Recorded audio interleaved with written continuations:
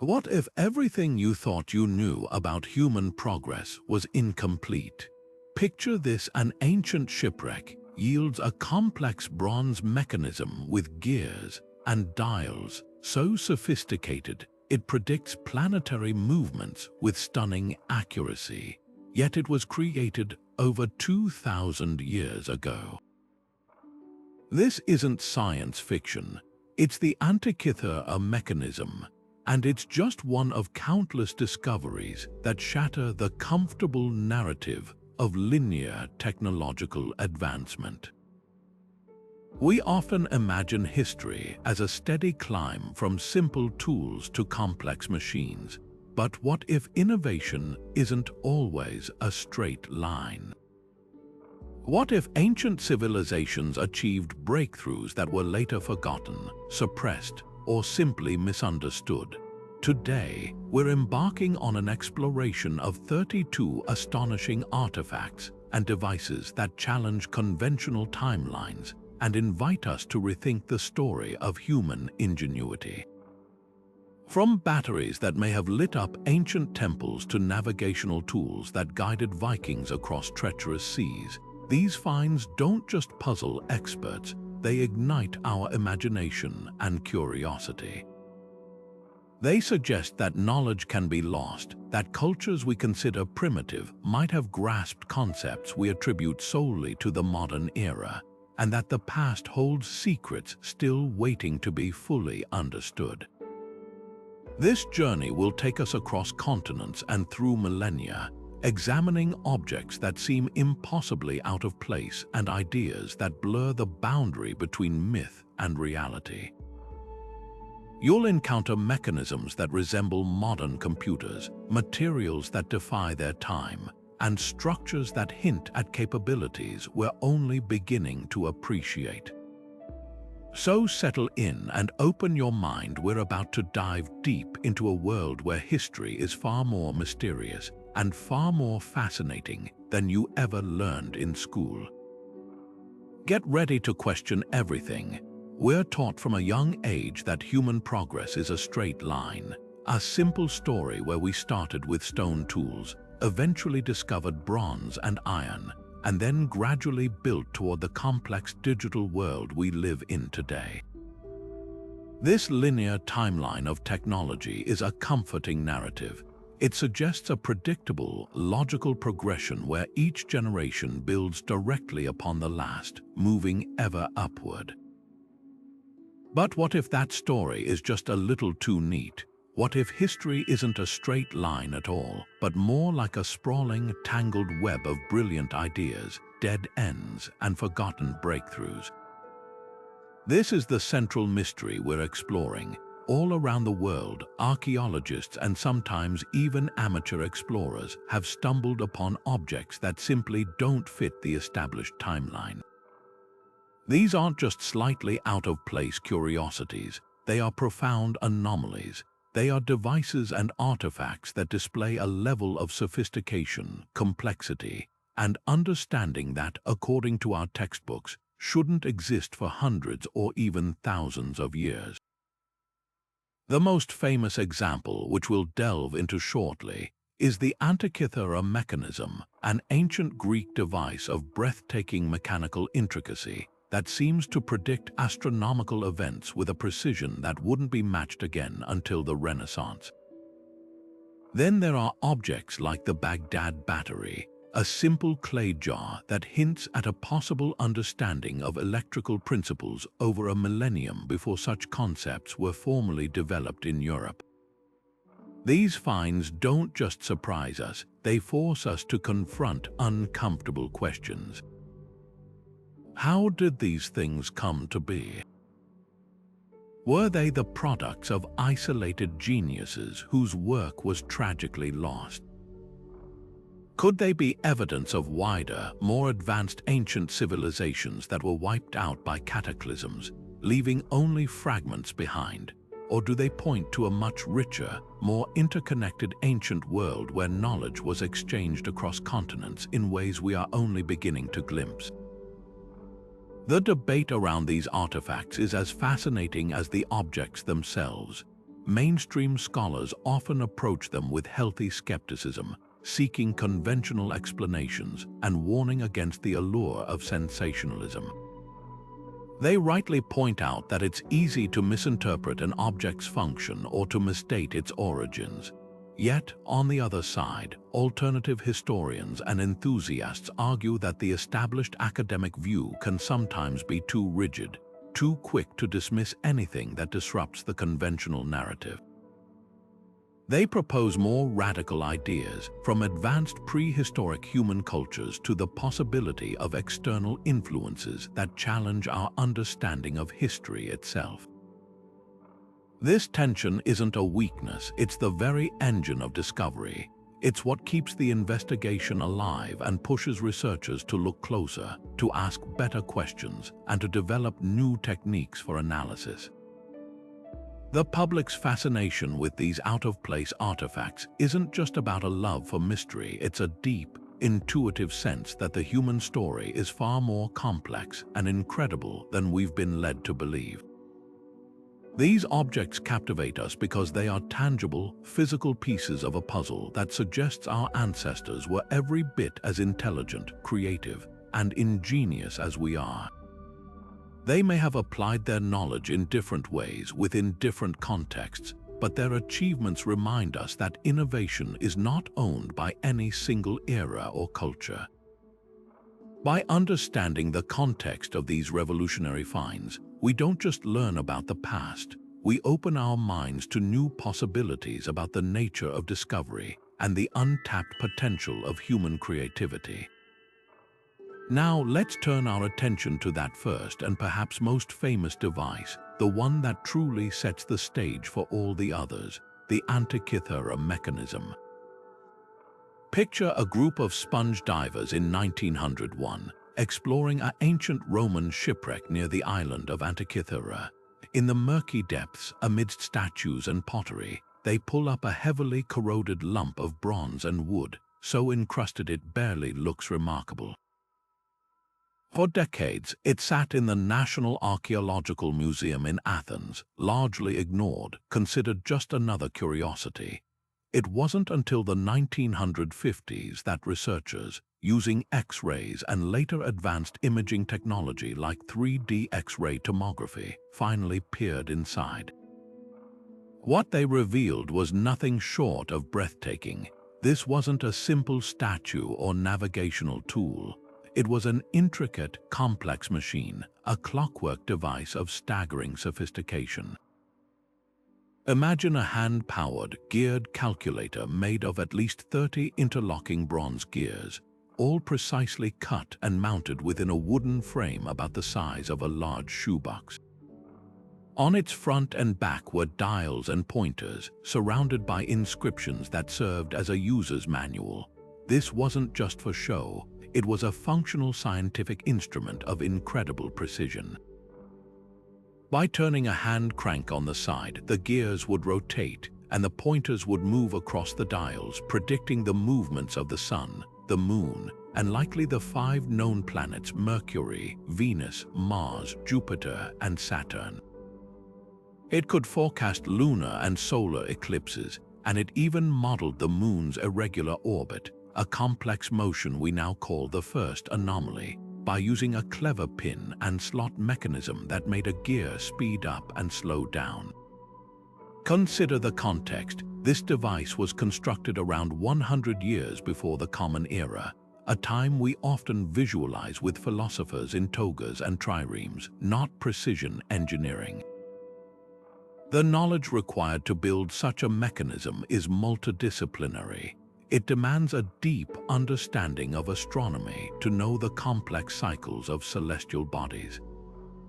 It requires advanced mathematics, particularly gearing ratios, to translate those cycles into physical movements, and it needs a mastery of metallurgy and craftsmanship to actually manufacture dozens of tiny, precise gears out of bronze.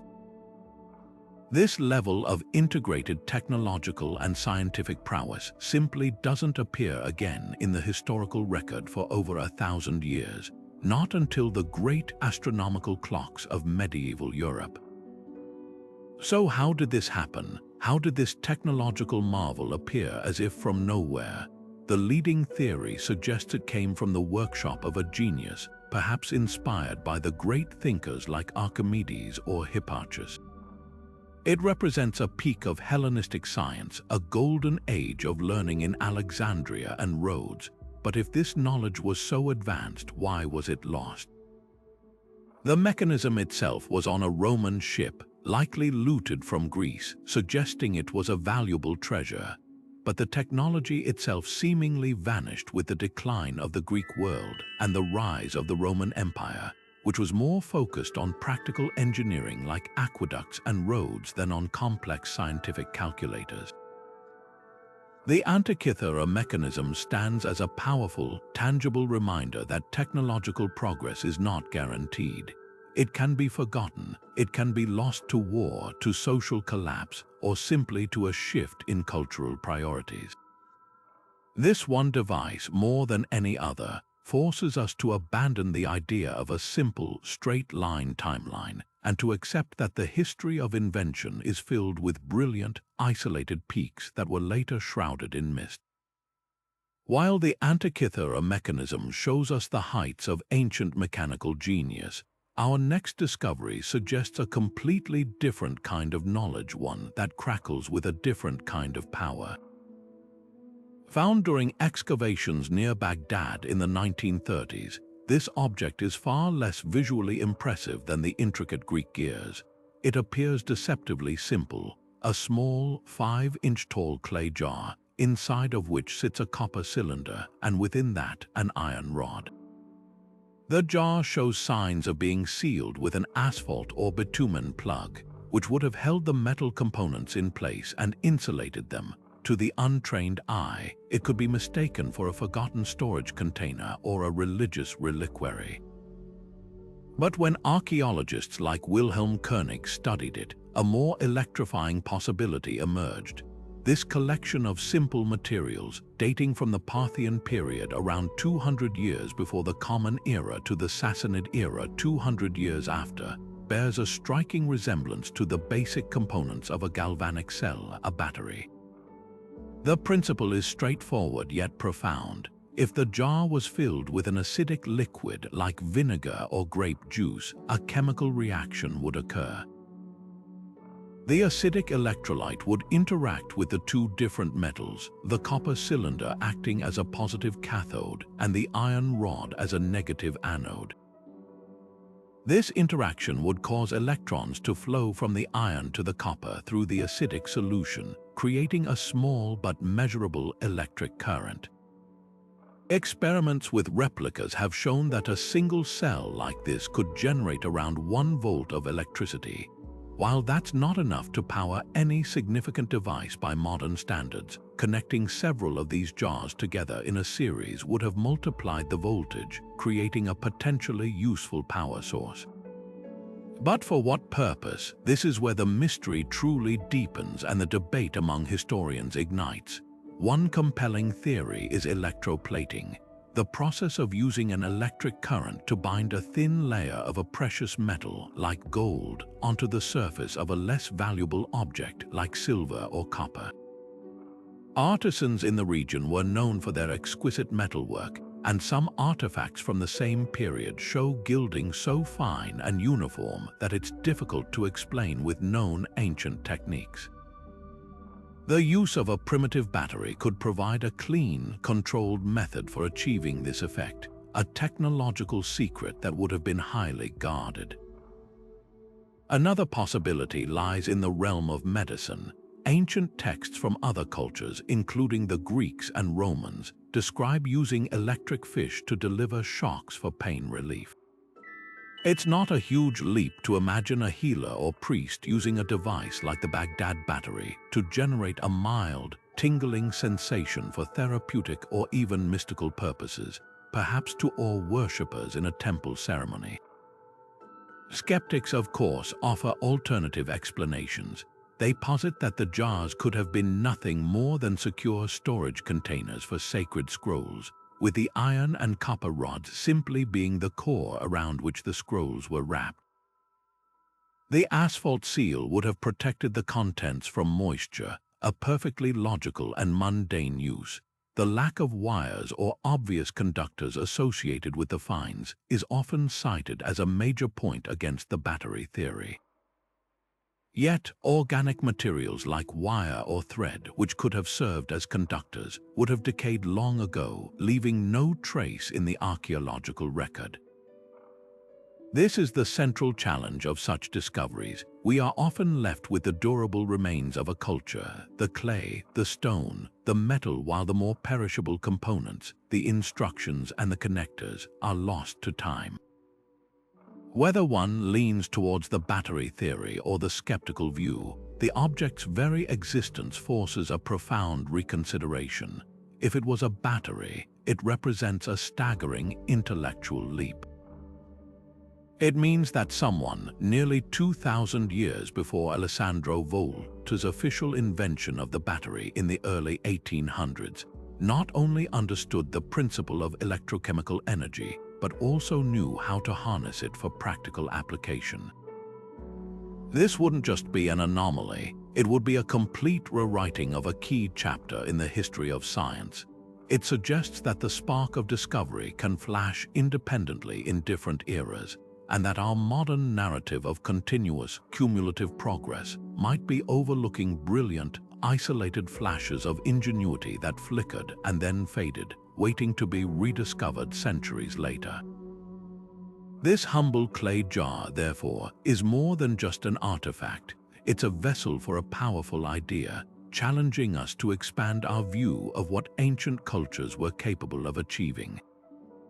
Leaving behind the ancient workshops of the Middle East, our journey takes a sharp turn into a much more contentious and baffling mystery, one that seems to defy not just history but geology itself. In 1961, three friends were rock hunting near the town of Olancha, California, in the Coso Mountains.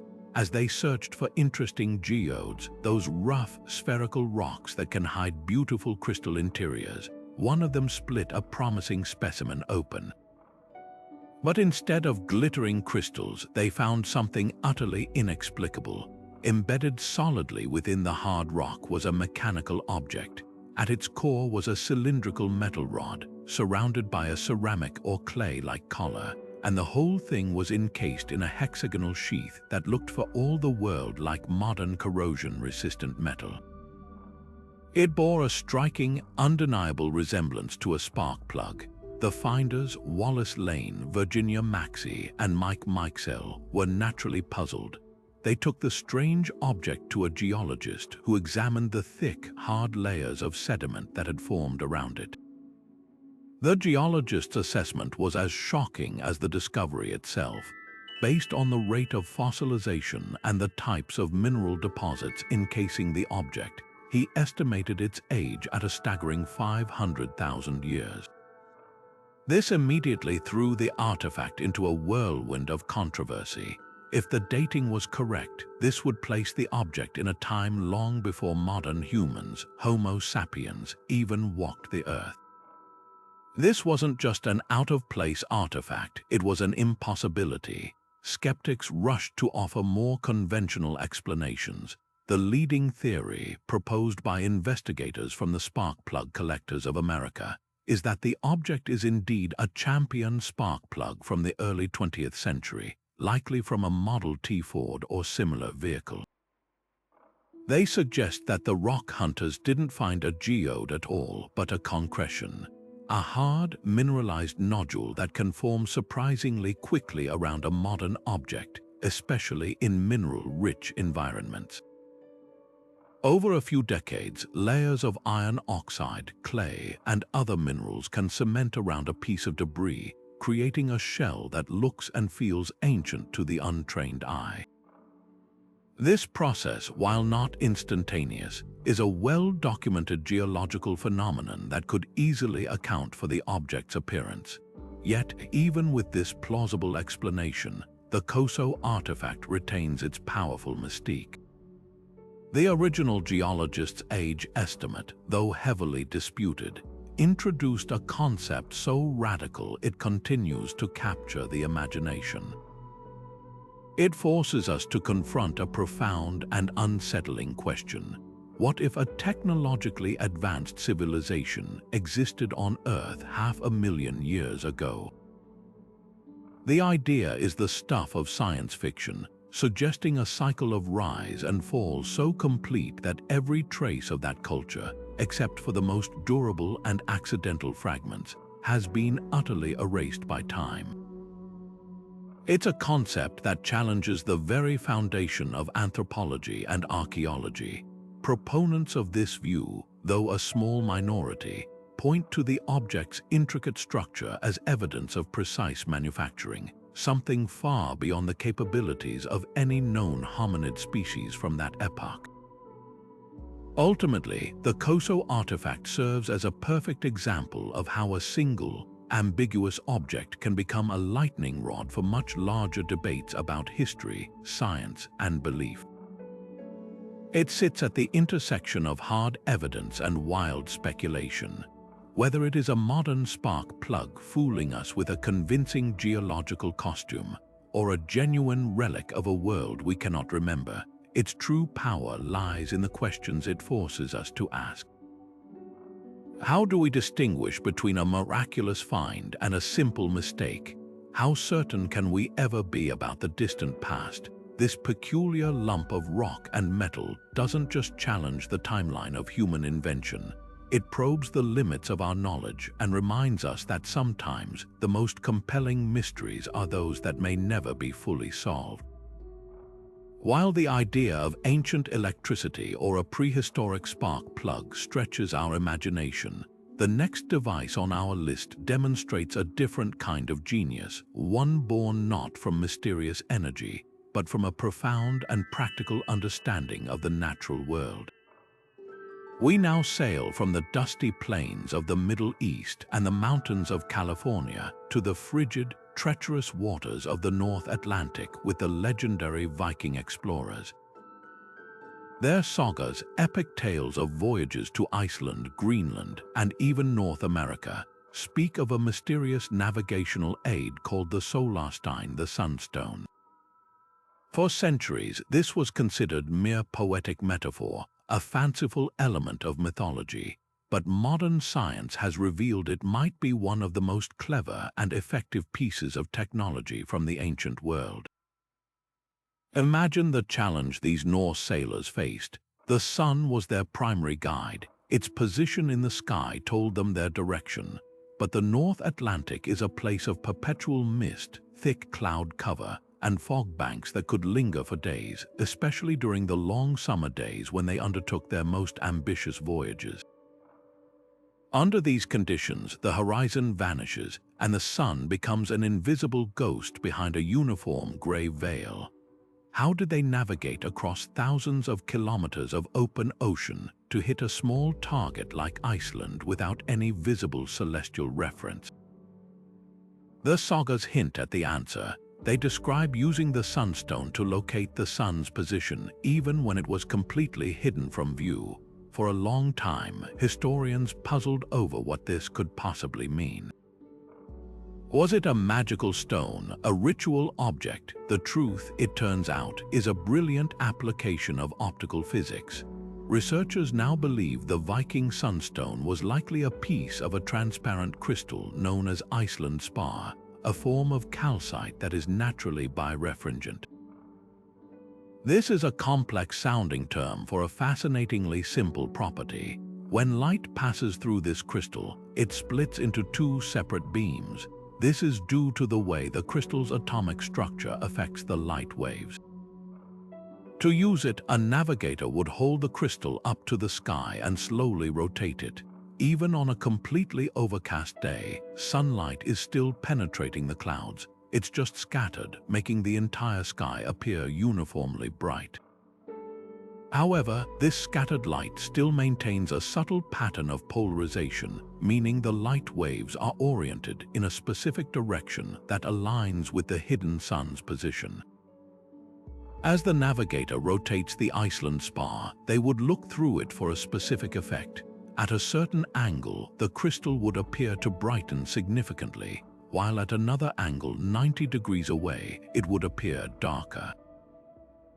By finding the point of maximum contrast between these two beams of light within the crystal, the Viking navigator could accurately pinpoint the exact direction of the sun, tracing an invisible line across the gray sky to its source. It was a tool that made the invisible visible. Experiments have proven this method is not just theoretical, it's remarkably accurate. In one notable study, researchers using a replica Iceland spar sunstone were able to determine the sun's position with a precision within a single degree, even after the sun had set below the horizon. This level of accuracy is more than sufficient for successful open ocean navigation. This discovery is revolutionary because it places a sophisticated understanding of light polarization squarely in the hands of Viking sailors centuries before the scientific principles behind it were formally described. The waved nature of light and the concept of polarization weren't systematically studied until the 17th century with scientists like Christian Huygens and Isaac Newton, and it wasn't fully understood until the 19th century. The Vikings didn't need the theory, they only needed the practical, repeatable result. They discovered a natural phenomenon and engineered a simple, yet incredibly effective, tool to harness it. This is a perfect example of innovation emerging from sheer necessity, developed outside of academic institutions or written texts, and passed down through generations of practical experience. The Sunstone shatters the stereotype of Vikings as mere raiders and plunderers. It reveals them as master mariners and keen observers of their environment, whose technological savvy was perfectly matched to their ambitions. They didn't need complex machinery, they had a crystal and the knowledge of how to use it. This device stands as a powerful testament to the idea that some of the most advanced technology in history isn't about complexity, but about a deep, intuitive connection between human ingenuity and the secrets hidden within the natural world, waiting for a clever mind to unlock them. Now, let's travel from the cold, logical clarity of Viking navigation to the warm, shadowy halls of an ancient Egyptian temple, where a carved image on a stone wall has sparked one of the most heated and enduring debates in alternative history. Deep within the crypts of the Temple of Hathor at Denderah, there is a series of intricate bas-reliefs that have fascinated and perplexed visitors for centuries. One panel in particular stands out. It shows a large, elongated, pear-shaped object that, to a modern eye, looks astonishingly like a giant, oversized light bulb. Inside this bulb is a snake-like form, writhing from one end to the other, and it's held aloft by a pillar. A cable appears to run from the base of this pillar to a box, upon which an Egyptian god is resting his feet, while a demonic-looking figure seems to be holding the entire apparatus steady. For those who see it through a technological lens, the interpretation is immediate and electrifying. This is a depiction of an ancient electric light bulb, with a snake representing the glowing filament, the pillar as the socket, and the cable connecting it to a power source, perhaps a primitive battery not unlike the one found in Baghdad. This interpretation, popularized by authors like Erich von Däniken, is incredibly compelling. It offers a tantalizingly simple solution to a long-standing mystery of Egyptology. How did the artists and builders of these massive, intricate underground tombs and temples work? The interiors of places like the Great Pyramid or the tombs in the Valley of the Kings are devoid of soot stains from torches or oil lamps. The idea that they might have been illuminated by a form of electric arc lighting is an elegant answer. It would explain the precision of the carvings deep in lightless chambers and eliminate the health hazards and oxygen consumption of open flames. Proponents of this theory point to other potential clues, such as the absence of widespread soot deposits in many ancient structures and ancient texts that some interpret as describing powerful, blinding lights. If true, this would mean that the ancient Egyptians not only understood the principles of electricity, but had developed a working application for it, turning their most sacred spaces into brilliantly lit chambers millennia before Thomas Edison. Mainstream Egyptology, however, offers a very different and symbolically rich interpretation. Scholars argue that applying a 20th century technological framework to a 2,000-year-old religious image is a fundamental mistake, a classic case of seeing what we want to see. In the context of Egyptian mythology, every element of the so-called Dendera Light has a well-established symbolic meaning. The pear-shaped object is not a glass bulb but a representation of a lotus flower from which the snake is being born. The lotus is a powerful symbol of creation and rebirth in Egyptian art, often shown as the first thing to emerge from the primordial waters. The snake itself is likely a depiction of the god Harsomptus, a manifestation of the sun god, and the entire scene is part of a larger cosmological narrative about the cycle of life, death, and regeneration. The cable is interpreted as a ceremonial staff or a snake, and the power box is a jed pillar, a symbol of stability and the backbone of the god Osiris. The demonic figure is not an electrician but a protective spirit. In this view, the relief is not an instruction manual for a lamp, but a sacred story carved in stone, describing the moment of a god's creation using the visual language of its time. This clash of interpretations is a fascinating case study in how we view the past. One side sees a literal, technological blueprint, a piece of lost science waiting to be rediscovered. The other sees a complex, metaphorical work of religious art, its true meaning obscured by our own cultural biases. The truth likely lies somewhere in the nuanced middle. While the mainstream symbolic explanation is backed by a consistent reading of thousands of other Egyptian artworks and texts, it doesn't entirely dismiss the ingenuity of the ancient builders. They found other ways to illuminate their world, using highly polished metal mirrors to reflect sunlight deep into tomb shafts, or employing cleverly designed, smokeless oil lamps in well-ventilated areas. The Denderah relief may not be a light bulb, but it continues to shine a light on our own desires, the yearning to find connections between ancient wisdom and modern technology, and the enduring human quest to solve the beautiful, enigmatic puzzles left behind by those who came before us. Moving from the symbolic mysteries of Denderah, we encounter an object that is far less ambiguous in its form, yet just as enigmatic in its purpose.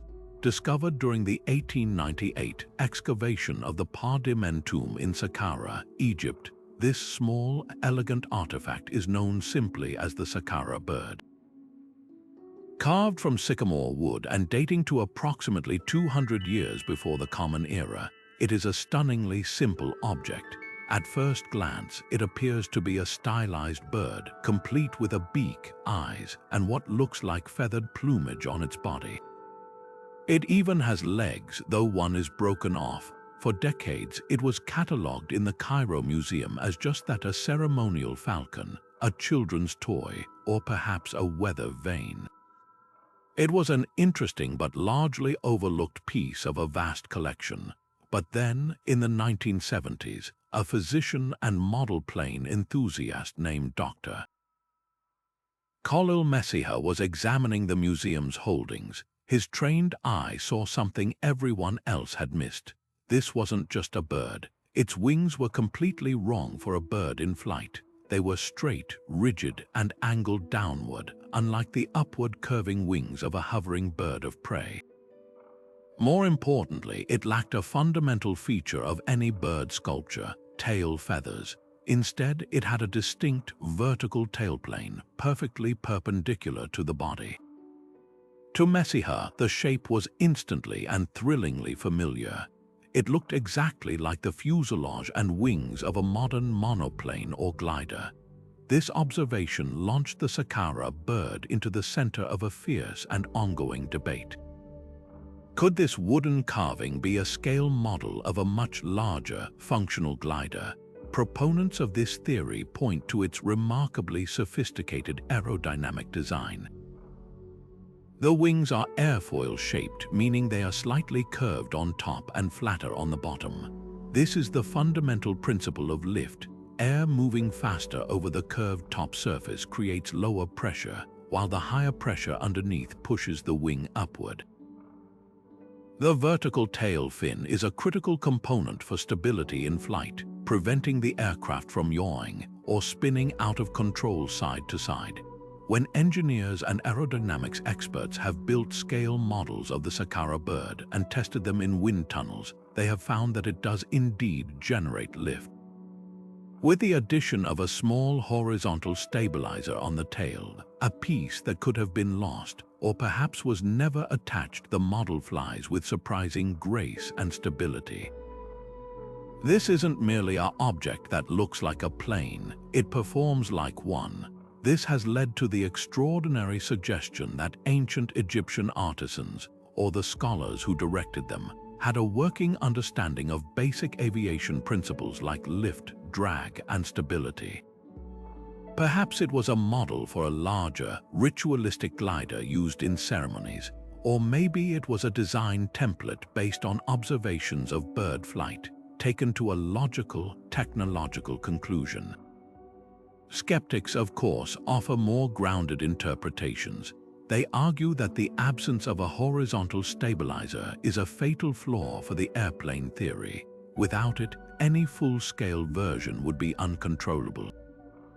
They maintain that it is simply a bird and that the lack of detailed feathers is a stylistic choice common in ancient art. The vertical tail, they suggest, could represent a bird's tail feathers held straight down, or it could be a stand that allowed the object to be mounted on something. After all, the ancient Egyptians were master observers of nature, and their art is filled with incredibly accurate depictions of animals. Why would they suddenly create a completely inaccurate bird? They also point out that there is no corroborating evidence, no murals showing flight, no other models, no texts describing flying machines. If the Egyptians were experimenting with aviation, wouldn't there be more than one curious wooden toy to show for it? This back and forth captures the essence of so many of these mysteries. We are left with an object that fits uncomfortably into the standard narrative. The aerodynamic evidence is compelling, but it exists in a historical vacuum. The Saqqara bird forces us to consider the possibility of inspired, intuitive leaps in technology that were never fully developed or widely adopted.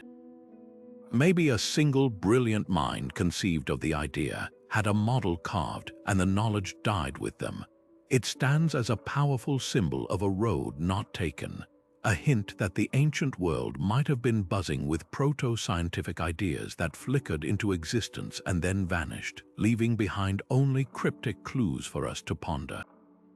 It challenges the very linearity of invention, suggesting that the dream of flight is not a modern obsession, but a timeless human aspiration that may have found expression in the most unexpected of places. Leaving behind the aerodynamic mysteries of the Saqqara bird, we now journey to a monument that defies not the laws of physics, but the relentless, inevitable march of time itself. In the heart of Delhi, India, within the complex of the Qutb Minar, stands a silent sentinel that has witnessed over 16 centuries of history. This is the Iron Pillar of Delhi, a towering column of wrought iron that rises over 7 meters, or 23 feet, into the sky, weighing more than 6 tons. To the casual observer, it might seem like just another ancient relic, but to metallurgists and historians, it is nothing short of a miracle. Forged in the 4th century of the Common Era, during the glorious reign of the Gupta Empire, this pillar possesses a superpower that seems almost magical. It does not rust. In a region known for its scorching heat, torrential monsoon rains, and punishing humidity, This massive iron structure has stood completely exposed to the elements for more than 1,600 years, yet it remains remarkably pristine, its surface smooth and only coated in a thin, protective patina. This isn't just a lucky accident. It is a breathtaking feat of ancient scientific engineering that modern science has only recently begun to fully appreciate. The secret to the pillar's incredible longevity lies not in its size, but in its sophisticated chemical composition. Modern spectroscopic analysis has revealed that the ancient Indian blacksmiths who crafted it used a specific type of iron ore that was naturally rich in phosphorus. While they certainly didn't understand the atomic theory behind it, they possessed a profound empirical knowledge of their materials. Through a process of repeated heating, hammering, and folding, a technique akin to that used by Japanese swordsmiths to create legendary katanas, they expertly worked the metal. This labor-intensive process did more than just shape the iron. It distributed the phosphorus throughout the entire mass of the pillar, creating a unique and highly protective alloy. The high phosphorus content, combined with low amounts of other impurities like sulfur and manganese, is the key. In the presence of oxygen and moisture, the phosphorus reacts to form an incredibly thin, continuous, and stable layer of iron-hydrogen phosphate hydrate across the entire surface of the metal. This film, just a few microns thick, is what scientists call a passive layer. It acts as an invisible, self-healing shield. It prevents the oxygen in the air and water from penetrating deeper into the metal to form the destructive, flaky red oxide we know as rust. Instead of corroding, the pillar protects itself. The sophistication of this achievement is almost incomprehensible. The scientific principles behind this kind of corrosion, resistance passivation, and the role of specific alloying elements were not formally understood in the West until the 19th and 20th centuries. Even today, creating a large, rust-proof iron structure without the use of paints, coatings, or cathodic protection systems is a monumental challenge. Modern stainless steel, for example, relies on a high chromium content, a completely different metallurgical approach. The builders of the iron pillar achieved a similar result over a millennium and a half ago using nothing but fire, hammers, and an intimate, hard-won knowledge of their craft. This was not a lucky guess. It was the product of a highly advanced and systematic tradition of metallurgy. Ancient India was a powerhouse of iron production, with texts like the Arthashastra detailing advanced techniques for metal extraction and processing. The pillar is not an isolated anomaly, but rather the pinnacle of a widespread and sophisticated industrial science. This leads us to the profound and humbling question: how did they do it without modern laboratories, spectrographs, or even the periodic table? The answer lies in the power of accumulated, empirical knowledge passed down through generations of artisans. These master blacksmiths were the scientists of their age. They learned through meticulous observation and relentless experimentation. They knew that iron from certain mines produced metal that behaved differently, that withstood the seasons better. They perfected their forging process through centuries of trial and error, understanding that the way they worked the hot metal affected its final properties. They weren't working from a textbook of chemistry. They were working from a deep, intuitive, and practical encyclopedia of material behavior, written in the language of flame and force. The Iron Pillar of Delhi, therefore, is far more than a curious artifact. It is a lasting monument to human ingenuity, a testament to the fact that profound scientific understanding can be achieved through observation, practice, and the relentless pursuit of mastery. It stands not as a challenge to our modern world, but as a quiet, dignified reminder that the genius of the ancients was every bit as brilliant as our own, simply expressed through a different language of discovery. From the silent, stoic endurance of the iron pillar, we now turn to a technology that was anything but passive, a weapon of terrifying, fiery spectacle that dominated medieval warfare and protected an empire for centuries. Imagine you are a sailor on an Arab warship in the 7th century, part of a fleet besieging the great city of Constantinople. You see the Byzantine Droman galleys approaching, and from their prows strange bronze tubes emerge. Suddenly, with a thunderous roar and a great gout of smoke, a stream of liquid fire shoots across the water. It doesn't just land on the decks, it clings and crawls, igniting everything it touches. In a panic, you and your crewmates douse it with water, but this only makes the flames rage brighter and spread faster. The fire seems alive, dancing across the waves, consuming ships and men in an inextinguishable nightmare. This was the legendary Greek fire, the ultimate strategic weapon of its age and a secret so closely guarded that its true formula died with the Byzantine Empire itself. The power of Greek fire, or sea fire as the Byzantines called it, lay in its terrifyingly unique properties. Unlike ordinary fire, it was a liquid substance that could be projected over significant distances, much like a modern flamethrower. Its most horrifying characteristic was its ability to burn on water, creating a blazing barrier on the surface of the sea that could trap or decimate entire fleets.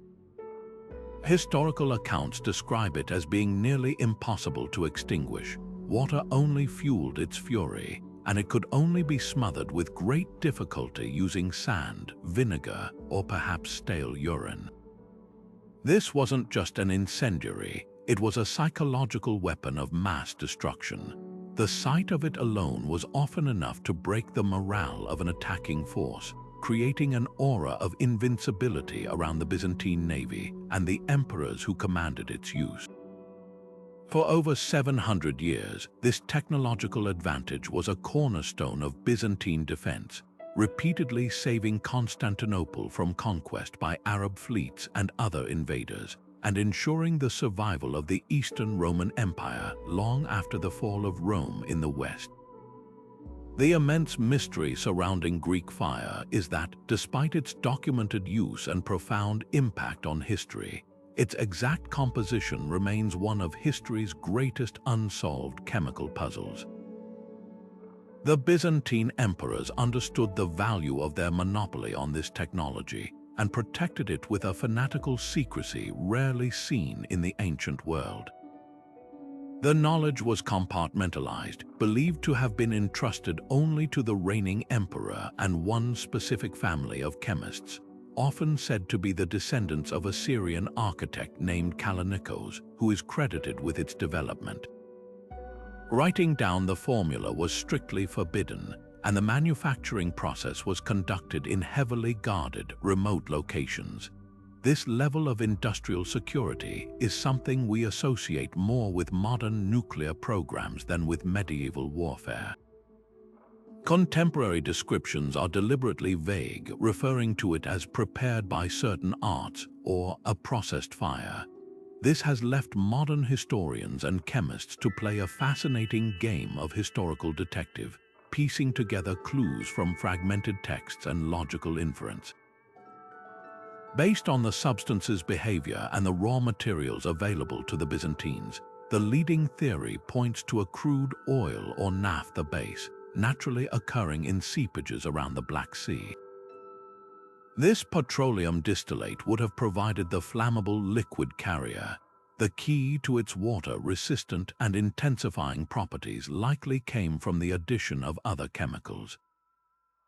Quicklime, for instance, heats up dramatically when it comes into contact with water, which would explain why attempts to douse the flames with water only made them worse. Pine resin or saltpeter could have been added to thicken the mixture, helping it cling to surfaces and burn longer and hotter. Some theories even suggest the addition of sulfur to create toxic fumes, adding a chemical warfare component to the already horrific weapon. But the true genius of Greek fire wasn't just the formula locked away in a vault. it was the delivery system. The Byzantines didn't just throw pots of it, they engineered a complex pressure-fed siphon, a bronze tube equipped with a pump and a brazier to preheat the mixture. An operator would work a piston, forcing the liquid out through a nozzle where it was presumably ignited by a permanent flame, creating a continuous stream of fire. This device, known as a siphonarios, was a masterpiece of early mechanical engineering, combining chemistry with precision machinery in a way that feels astonishingly ahead of its time. This combination of advanced chemistry and mechanical application is what truly challenges our perception of the so-called Dark Ages. We often imagine this period as a technological backwater, a long slump between the fall of Rome and the Renaissance. Yet here, in the heart of the medieval world, we find a civilization that not only understood the principles of pressurized projection and pre-combustion heating, but had also mastered a form of petroleum-based chemical warfare. Greek fire represents a peak of specialized technological innovation that would not be matched in its specific domain until the 20th century.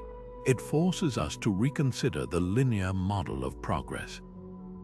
It shows that technological advancement is not a uniform tide that rises everywhere at once, but rather a series of brilliant, isolated flashes often driven by the urgent pressures of war and survival. The secret of Greek fire was ultimately lost, perhaps during the chaos of the Fourth Crusade or the final fall of Constantinople, becoming a ghost in the historical record. Its fleeting existence reminds us that even the most powerful technologies can vanish, leaving behind only legends and a profound question about how many other wonders were lost to time, simply because the right people failed to pass the secret on. Shifting our focus from the fiery engines of war to the vast, silent canvas of a desert plateau, we encounter a mystery of a completely different scale, one that literally spans kilometers and can only be truly appreciated from the perspective of the gods. Etched into the arid, stony plains of southern Peru, the Nazca Lines are one of the world's most breathtaking and enigmatic archaeological wonders. Created by the Nazca culture between 500 years before the Common Era and 500 years after, these are not mere scratches on the ground. They are monumental geoglyphs, massive designs formed by removing the dark, sun-baked top layer of pebbles to reveal the lighter-colored sand beneath. This simple technique created stark, contrasting lines that have endured for over 2 millennia in one of the driest climates on Earth. But the real wonder lies in their sheer size and mind-boggling precision. We are not looking at simple shapes. The plateau is covered with hundreds of figures, from geometric spirals and trapezoids to staggeringly elaborate depictions of animals and plants. There is a colossal monkey with an intricately coiled tail, a massive spider, a hummingbird with a beak stretching into the distance, and even a bizarre humanoid figure nicknamed the astronaut. The scale is almost impossible to comprehend from the ground. Many of these figures are hundreds of meters long, with lines that run perfectly straight for miles across the uneven desert floor. Their perfection is such that they appear to have been drawn by a giant's hand wielding a ruler and a compass. This precision is the core of the mystery. How, and more importantly why, did a people without written language as we know it, without the wheel, and without any known advanced technology, create art that can only be fully seen and appreciated from hundreds of feet in the air? This central question has fueled speculation for decades, giving rise to one of the most captivating and controversial theories in alternative history. Perhaps the Nazca people did have a way to see their work from above. The most poetic and imaginative proposal is that they mastered the principles of flight using hot air balloons. The theory suggests they could have constructed large balloons from locally available materials, perhaps using woven textiles and heating the air with fires to become airborne. From this vantage point, artists or directors could have guided teams of workers on the ground below, ensuring the proportions and alignment of their giant designs were perfect. It's a stunning image, ancient balloonists silently drifting over the desert, orchestrating the creation of these immense symbols for purposes we can only guess at. Proponents of this idea point to some intriguing, though highly disputed, clues. Certain Nazca pottery designs appear to show balloon-like objects, and a few ancient remains of what some interpret as rudimentary burners have been found. In the 1970s, researchers even built a balloon using only materials and techniques available to the Nazca people, named the Condor Eye, and demonstrated that it was possible to achieve flight, adding a tantalizing layer of plausibility to the idea. Mainstream archaeology, however, offers a different explanation, one that is less flashy but no less impressive in its own right. Scholars argue that the Nazca didn't need to fly because they possessed something far more powerful: sophisticated mathematical knowledge and simple, effective surveying techniques. The key to understanding their method lies in scaling up. The same culture that produced beautifully detailed textiles and ceramics filled with complex patterns would have been perfectly capable of designing these figures on a small scale first.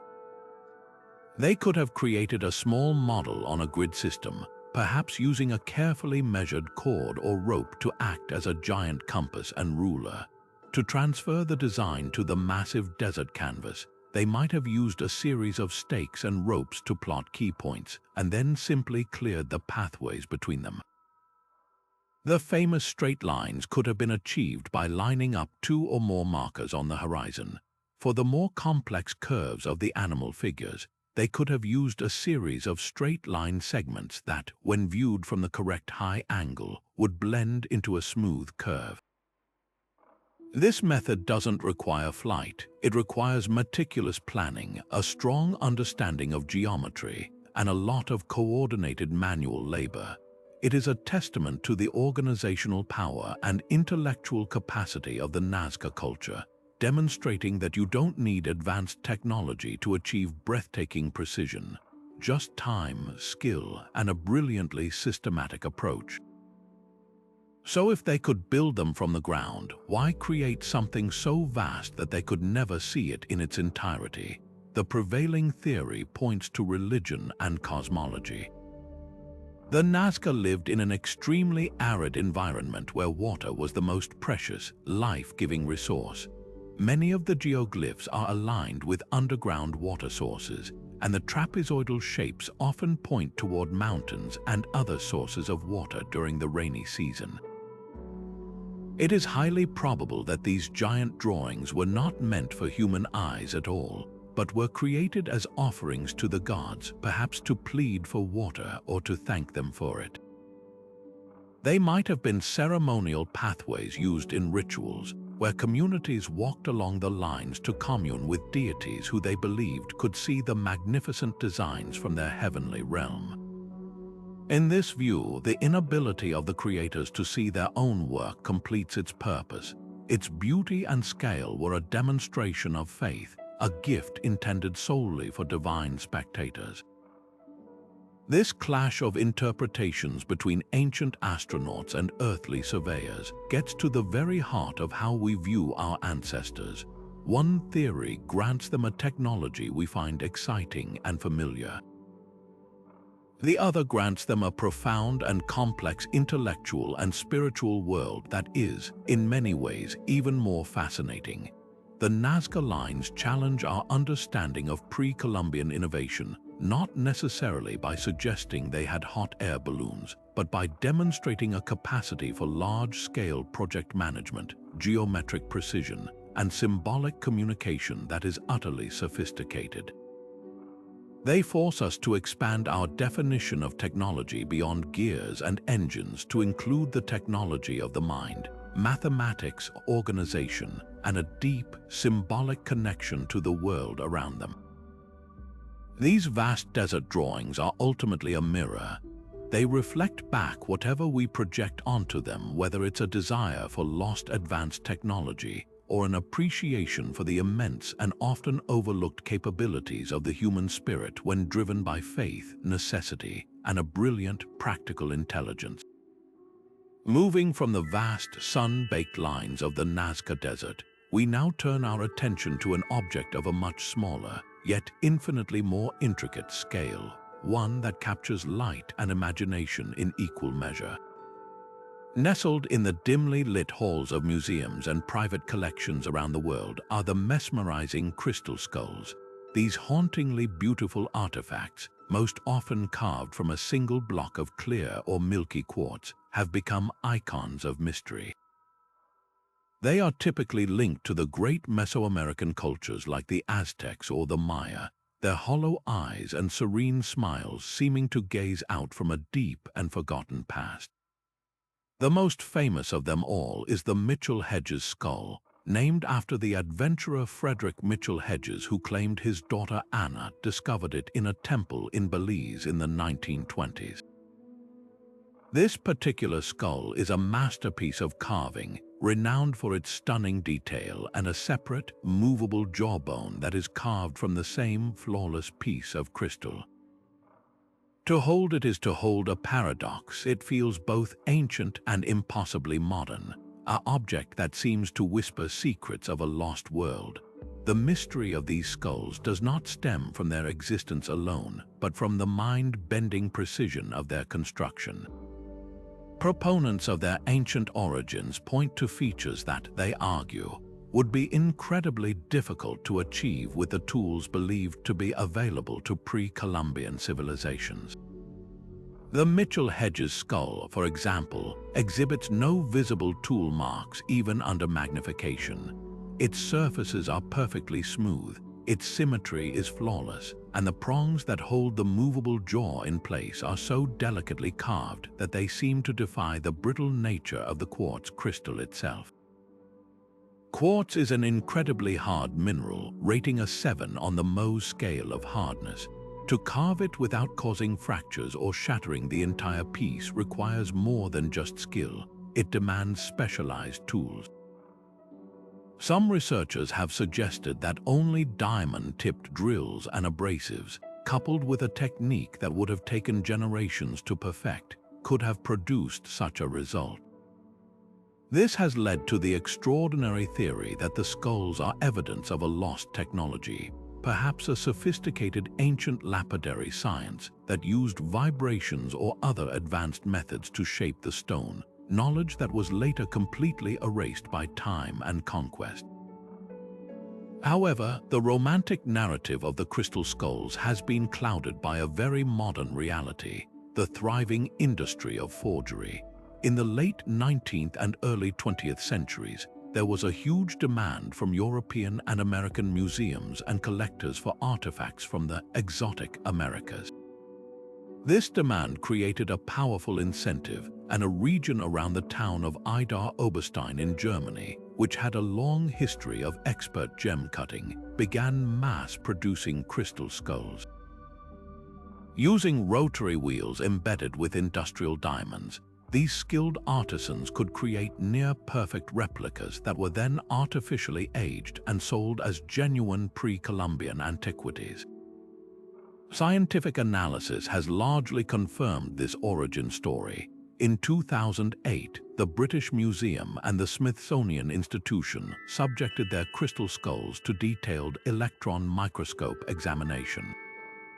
The results were definitive. The microscopic patterns of scratches and grooves on the skulls were consistent with modern jewelers' tools, not with hand-powered tools like stone, wood, or bone that would have been used by Aztec or Maya artisans. Furthermore, none of the skulls have ever been found in a documented professional archaeological excavation. They all seem to have appeared on the market through murky channels, their provenance stories often changing and full of holes. So where does this leave us? If the most famous skulls are modern fakes, do they still hold any value in our exploration of anomalous technology? The answer is a surprising yes.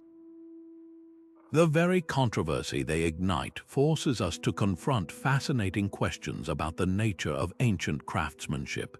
Even if the specific skulls in museums are 19th century creations, they push us to look more closely at the genuine, verified artifacts left behind by Mesoamerican cultures. The ancient Maya and Aztecs were, without a doubt, master carvers of stone. They worked with jade, a material even tougher than quartz, creating intricate beads, figurines, and masks with an astonishing level of detail using nothing more than sand, water, and patient, relentless abrasion with cord drills and other simple tools. The question then becomes not whether they could have made a crystal skull, but whether they did. And if they didn't, the existence of the fake speaks to a deep, almost primal human desire to believe in a past that was more technologically advanced, more spiritually connected than our own. The crystal skulls, whether ancient or modern, have become powerful cultural symbols. They represent our longing to find evidence of lost wisdom, to connect with an idealized version of history where magic and science were one and the same. They may not be the smoking gun for ancient high-tech, but they remain a compelling portal into a discussion about the limits of human skill, the ethics of archaeology, and the enduring power of a story that we desperately want to be true. But what if the secrets of the ancient world weren't just locked in objects, but were also charted on parchment, waiting to be rediscovered? Our next artifact transports us from the realm of three-dimensional objects to the flat, intricate world of maps, and it presents a puzzle so vast it spans continents. In 1513, an Ottoman admiral and cartographer named Piri Reis compiled a now famous world map, pulling from a staggering array of sources which he proudly noted in the margins. About 20 older charts, including those from Alexander the Great's time, Portuguese explorations, and most intriguingly, what he called the maps of the Genos infidel and even ancient sources from the Library of Alexandria. This map, a fragment that shows the coastlines of Western Africa, Eastern South America, and most controversially, a section of the far south, lay forgotten for centuries in the Topkapi Palace Library in Istanbul until its rediscovery in 1929. To the modern eye, it's a beautiful and complex artifact of early 16th century exploration. But when researchers began to study it closely, they noticed something that seemed geographically impossible for its time. The map portrays a landmass at the bottom of the world with a startlingly accurate, ice-free coastline, a feature that aligns almost uncannily with modern seismic surveys of the continent buried beneath miles of glacial ice. This is the heart of the mystery. How could a Turkish admiral in the 1500s have known what the coast of Antarctica looked like without its frozen cap, a condition that mainstream geology tells us last existed millions of years ago? The implications of this accuracy are staggering, pointing directly to the existence of a lost chapter in human exploration. The most compelling theory is that Piri Reis was telling the absolute truth in his marginal notes. His map was not an original work of guesswork, but a compilation, a patchwork quilt of far older source maps that have since been lost to time. These source maps, the theory goes, must have been created by a seafaring civilization with advanced knowledge of spherical trigonometry and the ability to determine longitude with a precision that wouldn't be common in Europe for another 250 years. This unknown culture would have had to mount a vast, coordinated effort of exploration, charting the entire globe, including the now inhospitable Antarctic coast, at a time when it was free of ice. Proponents of this view, like Professor Charles Hapgood, who brought the map to widespread attention in the 1960s, suggest this could point to a sophisticated global maritime network existing long before the rise of any known classical civilization, perhaps even hinting at a forgotten epoch of human history where such knowledge was widespread before being wiped out by some cataclysm. Skeptics, however, offer a different set of interpretations that seek to ground the map firmly within the knowledge of its own time. They argue that the controversial southern landmass might not be Antarctica at all, but a composite, speculative addition. It could be a distorted and misplaced version of the southern coast of South America, a common cartographic error of the period where new discoveries were often grafted onto existing mythical geography. The famous ice-free coastline, they suggest, might simply be the artist's attempt to render an unknown, rumored land, filling space with decorative curves and bays that only by a remarkable coincidence appear to match subglacial surveys. Furthermore, they point out that the map gets many things wrong that a culture with advanced cartographic knowledge would have gotten right. The Caribbean is distorted, the Amazon is placed incorrectly, and there are significant errors in the depiction of the very continents it was meant to chart. For mainstream historians, the Piri Reis Map is a fascinating snapshot of a world in transition, a beautiful example of how early modern mapmakers blended hard-won empirical data from Portuguese and Spanish voyages with lingering fragments of Ptolemaic geography and pure mythological speculation. It is a document of its time, not a perfect window into a lost antediluvian world. This tension between the two views is what makes the map so endlessly fascinating. It forces us to confront the nature of historical evidence itself. Is it more likely that an incredibly advanced global civilization left behind no other trace than a few lines on a map copied by a Turkish admiral? Or is it more likely that we are projecting our own modern knowledge onto the ambiguous ink and parchment of a 500-year-old document, seeing what we want to see? The Piri Reis Map may not be a definitive blueprint of a lost world, but it is a powerful symbol. It represents the tantalizing possibility that knowledge can be preserved in the most fragile of mediums, a drawn line, a copied chart, and that the history of human discovery is not a straight line from ignorance to enlightenment, but a complex web where brilliant insights can be lost, fragments can be preserved by chance, and the full picture of our past may still hold surprises that challenge everything we think we know. Leaving behind the grand continent-spanning mystery of the Piri Reis Map, we now turn to a puzzle that is infinitely more intimate and personal, yet just as impenetrable. Imagine a small, unassuming book, its vellum pages soft with age, filled from edge to edge with a flowing, elegant script that no one on earth can read. This is the Voynich Manuscript, and it is quite possibly the world's most famous unsolved cipher. Named after the Polish-American book dealer Wilfred Voynich, who acquired it in 1912, this enigmatic book has been carbon dated to the early 15th century, most likely created in northern Italy. But its origins, its author, and most importantly, its meaning have been utterly lost to time. It is a book that contains all the answers, yet we cannot understand a single question.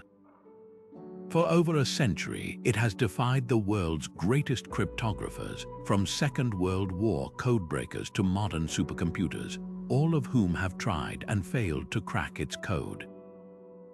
This isn't just a historical curiosity, it is a locked door, and behind it could be anything from a brilliant hoax to a revolutionary glimpse into a forgotten world of knowledge. The manuscript's mystery begins with its text. It is written in a unique, unknown script, often called Voynichese, which flows from left to right with an unmistakable sense of purpose. The script has clear patterns with what appear to be words, sentences, and paragraphs, suggesting a real language with its own rules of grammar and syntax, not just random gibberish. Yet, it bears no resemblance to any known European or Asian language, ancient or modern. Statistical analysis of the text reveals it follows Zipf's law, a linguistic principle that states in any natural language, the most common word will appear approximately twice as often as the second most common word, and so on. The fact that Voynich adheres to this law is one of the strongest arguments that it is a real language or a sophisticated cipher of a real language, and not a random fabrication. But if it is a cipher, it is unlike any other. It has resisted every known method of code breaking. Frequency analysis, the technique that cracked everything from simple substitution ciphers to the German enigma codes, yields no results. Modern AI algorithms trained on hundreds of languages have been unable to find a consistent pattern or a Rosetta Stone to provide a key. The text remains a beautiful, maddening enigma. But if the words are a locked box, the illustrations are the tantalizing keyhole through which we try to peer inside. The manuscript is lavishly illustrated with bizarre and captivating images that are grouped into distinct sections, each more puzzling than the last. One large section is devoted to botany, page after page of plants that are simultaneously intricately detailed and utterly fantastical.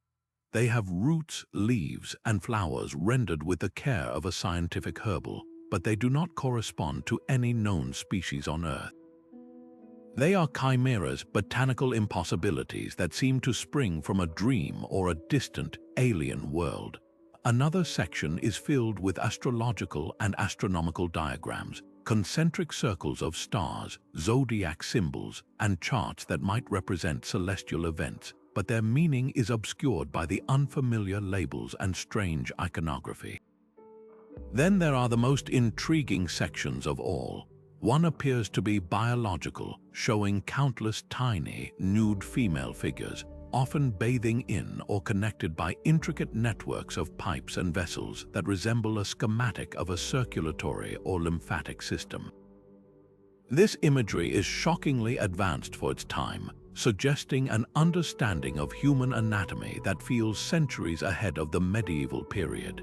The final section could be pharmacological, with drawings of what look like plant parts, roots, and leaves next to jars and containers, as if providing a recipe book for an apothecary of the impossible. This bizarre fusion of the seemingly scientific and the utterly inexplicable has given rise to a spectrum of theories as wild as the manuscript itself. Some researchers propose it is an encoded treatise on advanced, perhaps even lost, herbal and medical knowledge. Could it be the work of a secretive alchemical society, preserving dangerous or heretical ideas about nature and the human body in a code to avoid persecution? Others look at the unidentifiable plants and suggest they might be representations of species from the New World, recorded by a European explorer decades before Columbus, though this seems a stretch. More fringe theories suggest it is the work of an extraterrestrial visitor or a traveler from a parallel dimension, leaving behind a guidebook we are not yet advanced enough to comprehend.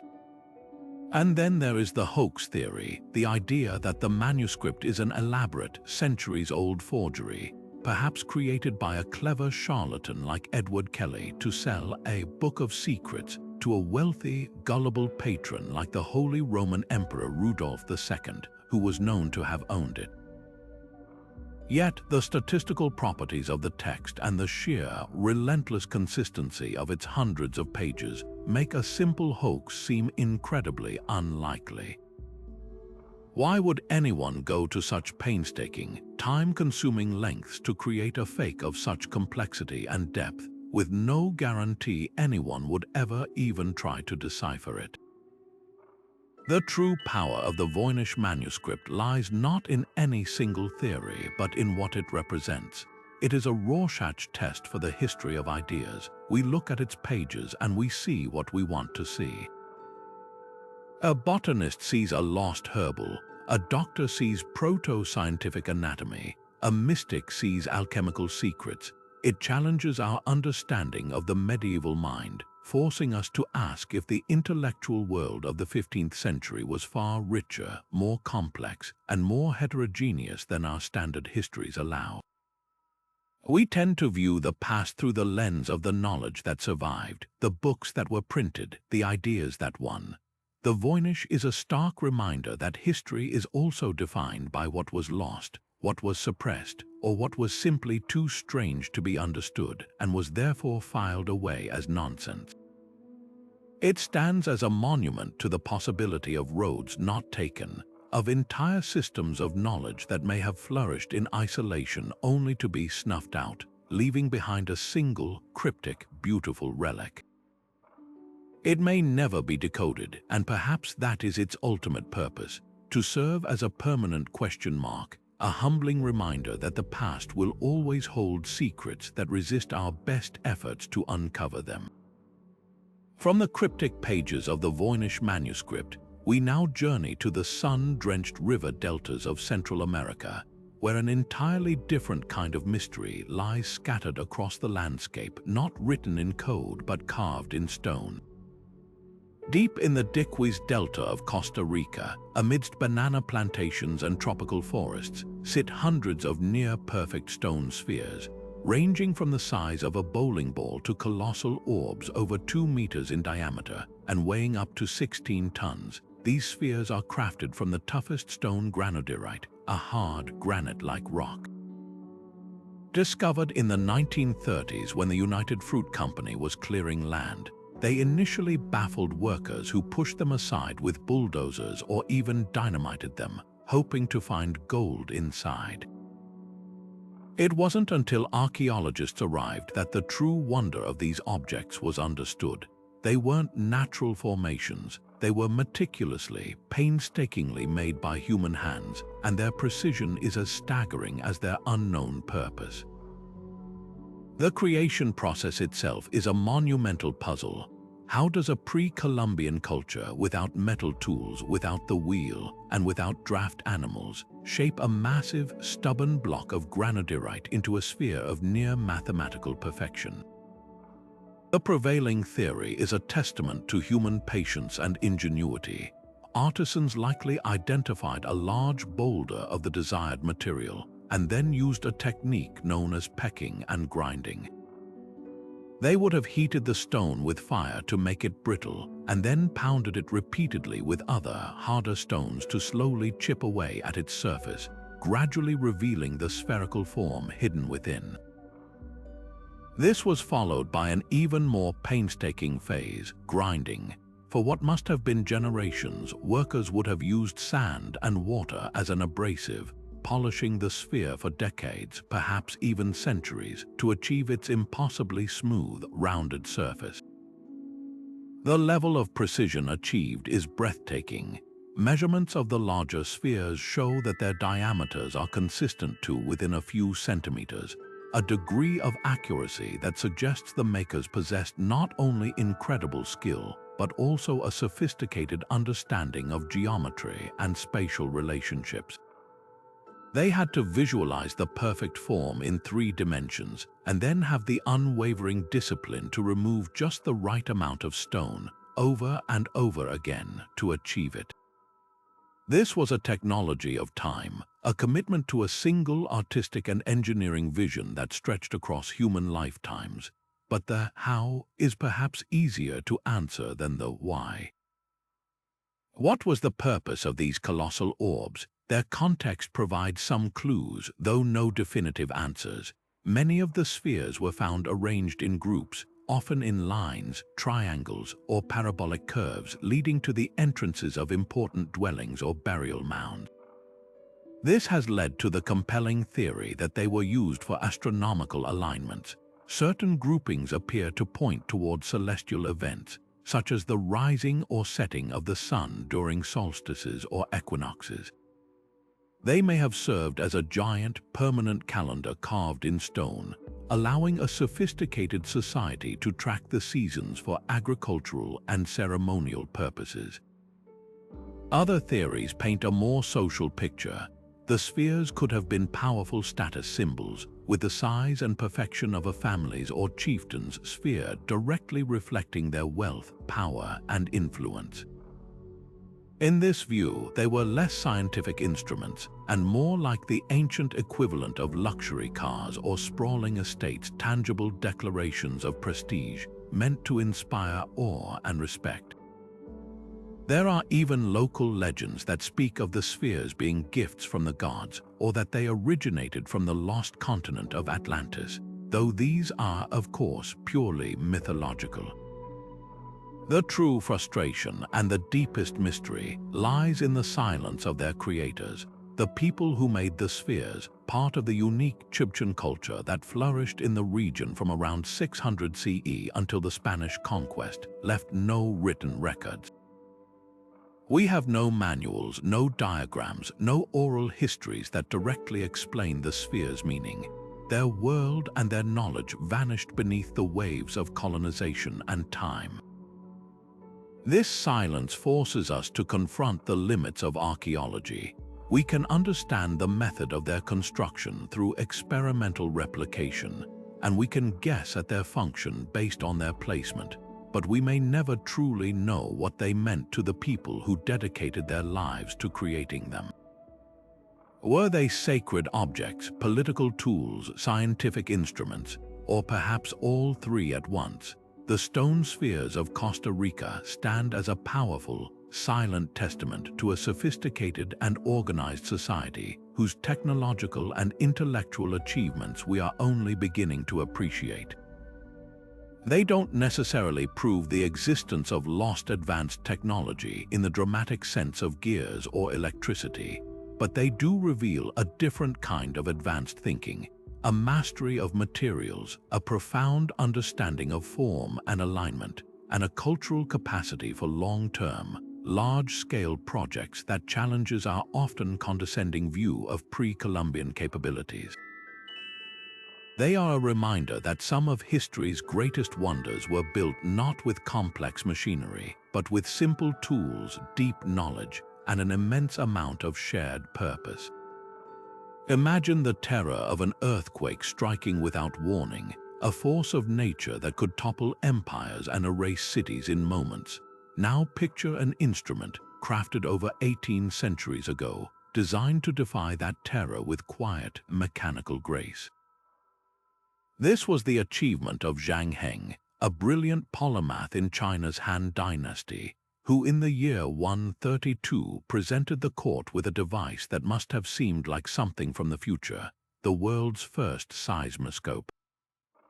While the ancient world was filled with oracles and diviners who claimed to predict disasters, Zhang Heng offered something radically different, a machine that could detect and measure them scientifically from hundreds of kilometers away.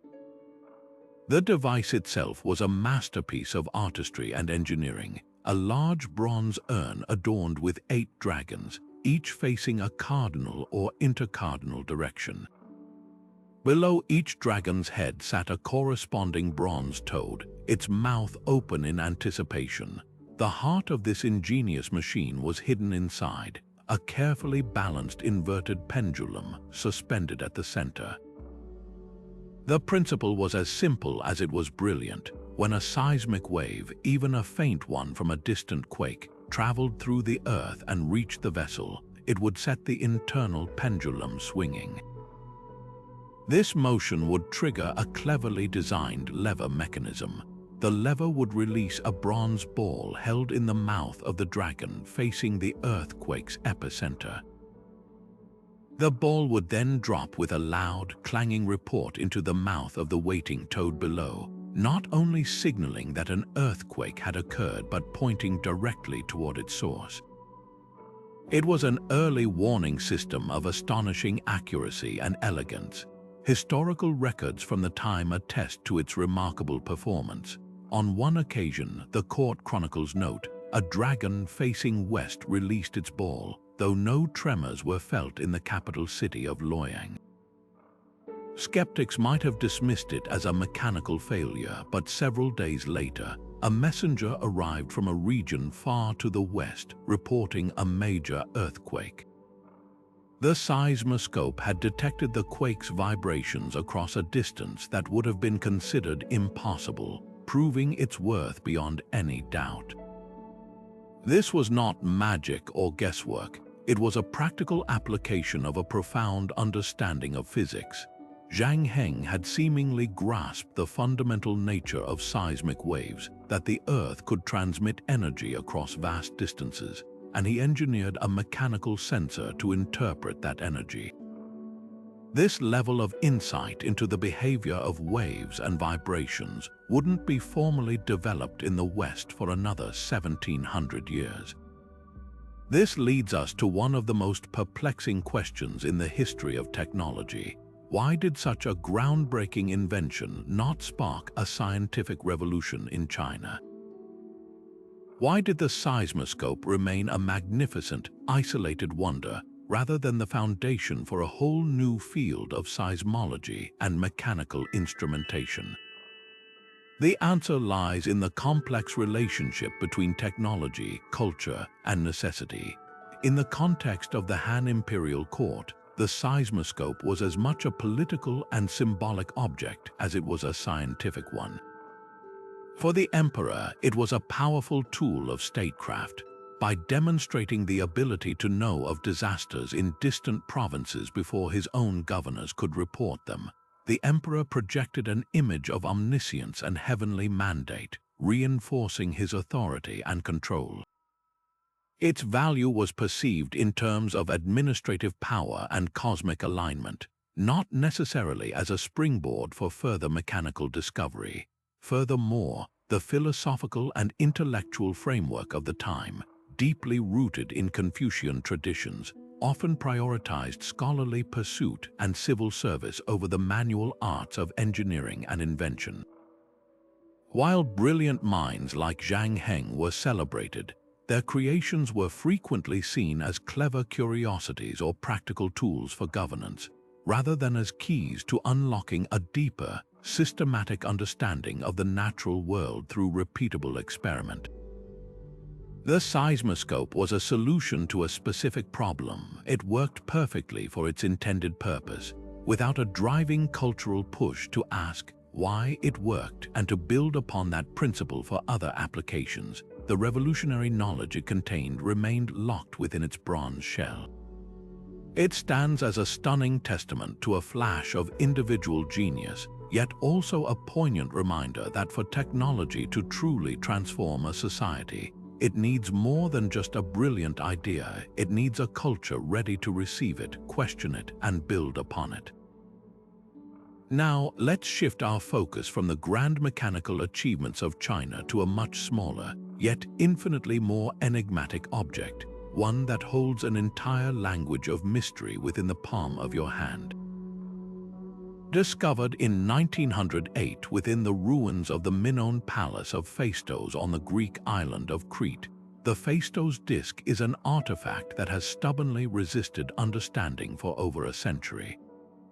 It's a small, fired clay disc, roughly the size of a standard dinner plate, and it dates back to the second millennium before the Common Era, around 1700 BCE.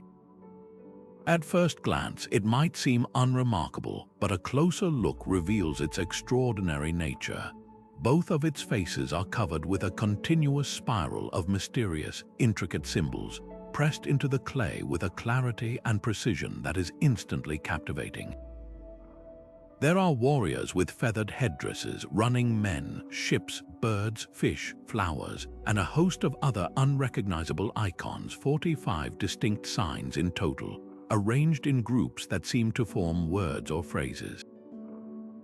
This isn't handwriting. Every single one of these symbols was stamped into the soft clay using a set of pre-made seals, a fact that makes this humble disc one of the most revolutionary and puzzling objects ever unearthed. The method of its creation is the source of its profound mystery. The idea that a Minoan artisan, over 3,500 years ago, used a set of individual, reusable type to impress a message onto a clay medium is nothing short of astonishing. This technique, which we call printing, wouldn't become widespread in Europe until Johannes Gutenberg's invention of the movable type printing press in the 15th century, a gap of over 3,000 years. If the Phaistos disc is what it appears to be, It represents a breathtakingly premature technological leap. It suggests that the concept of transferring ink from a carved surface or pressing a form into a medium to reproduce text was known in the ancient world, a spark of an idea that somehow failed to catch fire and was utterly lost for millennia. This wasn't just a one-off experiment. The creation of a full set of seals, each carefully carved to make a specific symbol, implies a system, a purpose, and an intention to use this method more than once. We have to ask, what was the context for this invention? Were there other printed documents on perishable materials like parchment or papyrus that simply rotted away, leaving this single, durable clay disc as the sole surviving witness to a lost information technology? The possibility forces us to completely reimagine the intellectual and technological landscape of Bronze Age Crete, painting a picture of a society that may have been experimenting with forms of mass communication or standardized recording long before anyone thought possible. Of course, the content of the message is the ultimate prize, and it has proven to be an irresistible lure for linguists, archaeologists, and amateur sleuths alike. The script on the disc is unique. It doesn't match any other known writing system from the region, such as Linear R or Linear B, which were used by the Minoans and later by the Mycenaean Greeks. This complete isolation is what makes decipherment so fiendishly difficult. Without a bilingual text, a Rosetta Stone for the Phaistos disc, or a much larger corpus of examples to study, cracking the code is like trying to solve a puzzle with most of the pieces missing. Over the decades, a dizzying array of translations have been proposed. Some scholars believe it records a hymn to a mother goddess, given the prevalence of symbols that could be interpreted as religious. Others have suggested it is a geometric puzzle, a board game, a narrative poem, or even a legal document. The theories are as varied as they are speculative. One particularly compelling idea is that the disc isn't a native Minoan text at all, but an import. The style of some symbols, like the helmet with a crest of feathers, seems to find closer parallels in Anatolia, modern-day Turkey. This has led to the suggestion that the disc could be a diplomatic message, a traveler's devotional object, or a piece of foreign correspondence that found its way to Phaistos, making it the sole surviving example of a writing system that has otherwise vanished without a trace. Skeptics, however, offer a more cautious, and some would say more cynical, perspective. They point out that the disc was found in a context that was not perfectly documented by early 20th century archaeological standards, leading a few to question its authenticity altogether and suggest it could be an elaborate hoax. Most mainstream archaeologists dismiss this, as the disc fits comfortably within the stratigraphy of the site, but the doubt lingers in some corners. A more widely held skeptical view is that the disc is not an example of true printing aimed at mass production, but rather a unique piece of artisanal work. Perhaps the seals were created specifically for this one ceremonial or artistic purpose, a royal decree, a religious text, or a dedicatory offering meant to be especially beautiful and permanent. In this view, it was a brilliant dead end, a technology that was never adopted for wider use because it offered no advantage over the existing scribble traditions for everyday administrative tasks. It was a flash of genius that remained just that, a flash, rather than the dawn of a new age. The Phaistos disc, therefore, occupies a fascinating and frustrating space in the history of technology. It is either a revolutionary anomaly, a precursor to one of humanity's most transformative inventions, or it is a beautiful cul-de-sac, a testament to human creativity that never found its moment to change the world. Its power lies in this very ambiguity. It doesn't just challenge the linear timeline of printing, it challenges our entire understanding of how innovation spreads and why some ideas thrive while others die. It is a physical metaphor for the fragility of knowledge, a single, stamped clay record that whispers of a path not taken, a potential future for communication that remained buried in the ashes of a palace for 3,500 years, waiting for us to find it and wonder what might have been. But perhaps the most compelling evidence for direct contact doesn't come from a grand structure or a warrior's weapon, but from something that could be easily lost in the pocket of a pair of trousers, a single silver coin. In 1957, during an archaeological dig at the Goddard site, a prehistoric Native American settlement on the coast of Maine, a team unearthed tens of thousands of artifacts. Most were typical of the Penobscot people who had lived there between 1250 and 1350 CE, stone tools, pottery shards, bone fragments. But one tiny object stood out like a beacon from another world. It was a small, worn silver coin, slightly smaller than a modern dime. After careful cleaning and analysis, it was identified not as an English shilling or a Spanish real, but as a Norse penny, a coin minted in Norway during the reign of King Ulfberht, who ruled between 1067 and 1093 CE.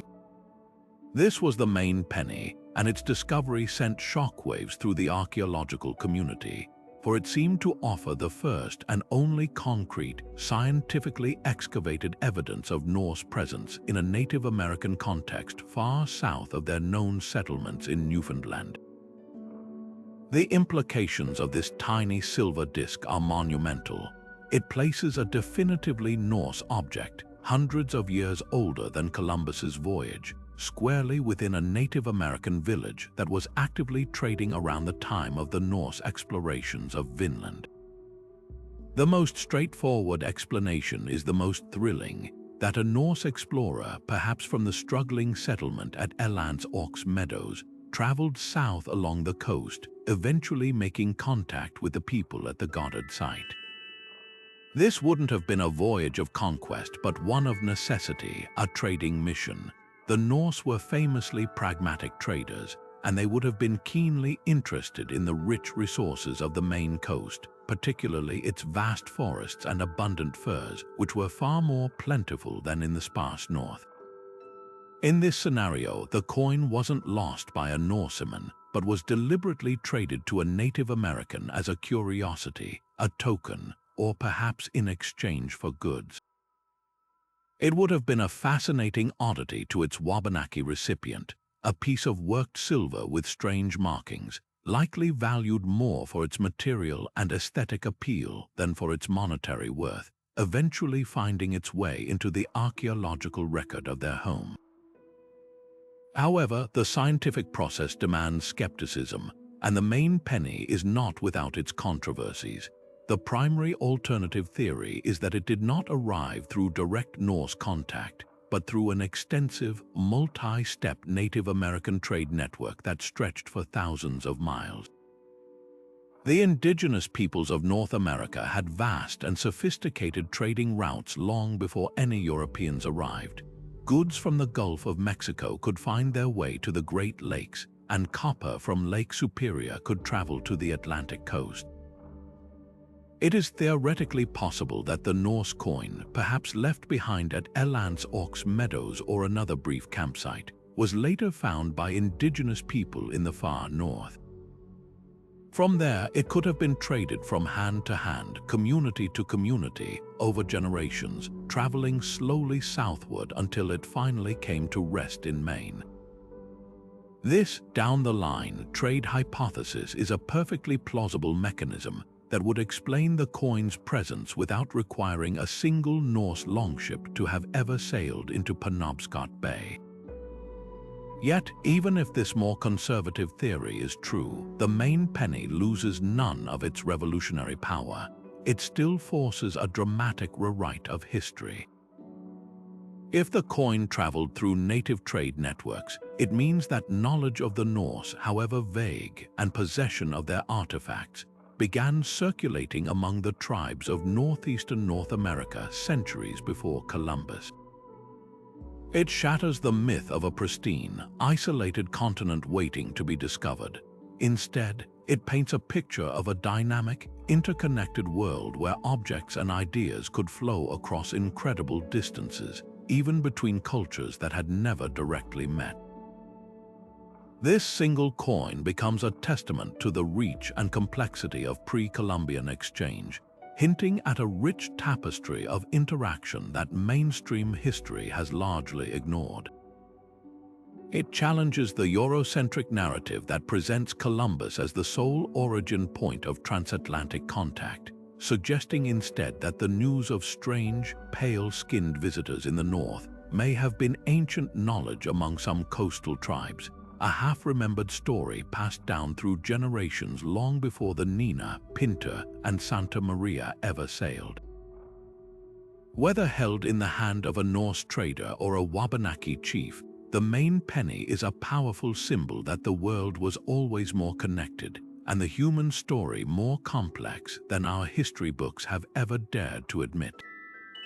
While the Maine penny represents a tangible, scientifically studied link between worlds, our next subject plunges us into a far more nebulous and controversial realm, one where the line between archaeology and mythology becomes dangerously thin.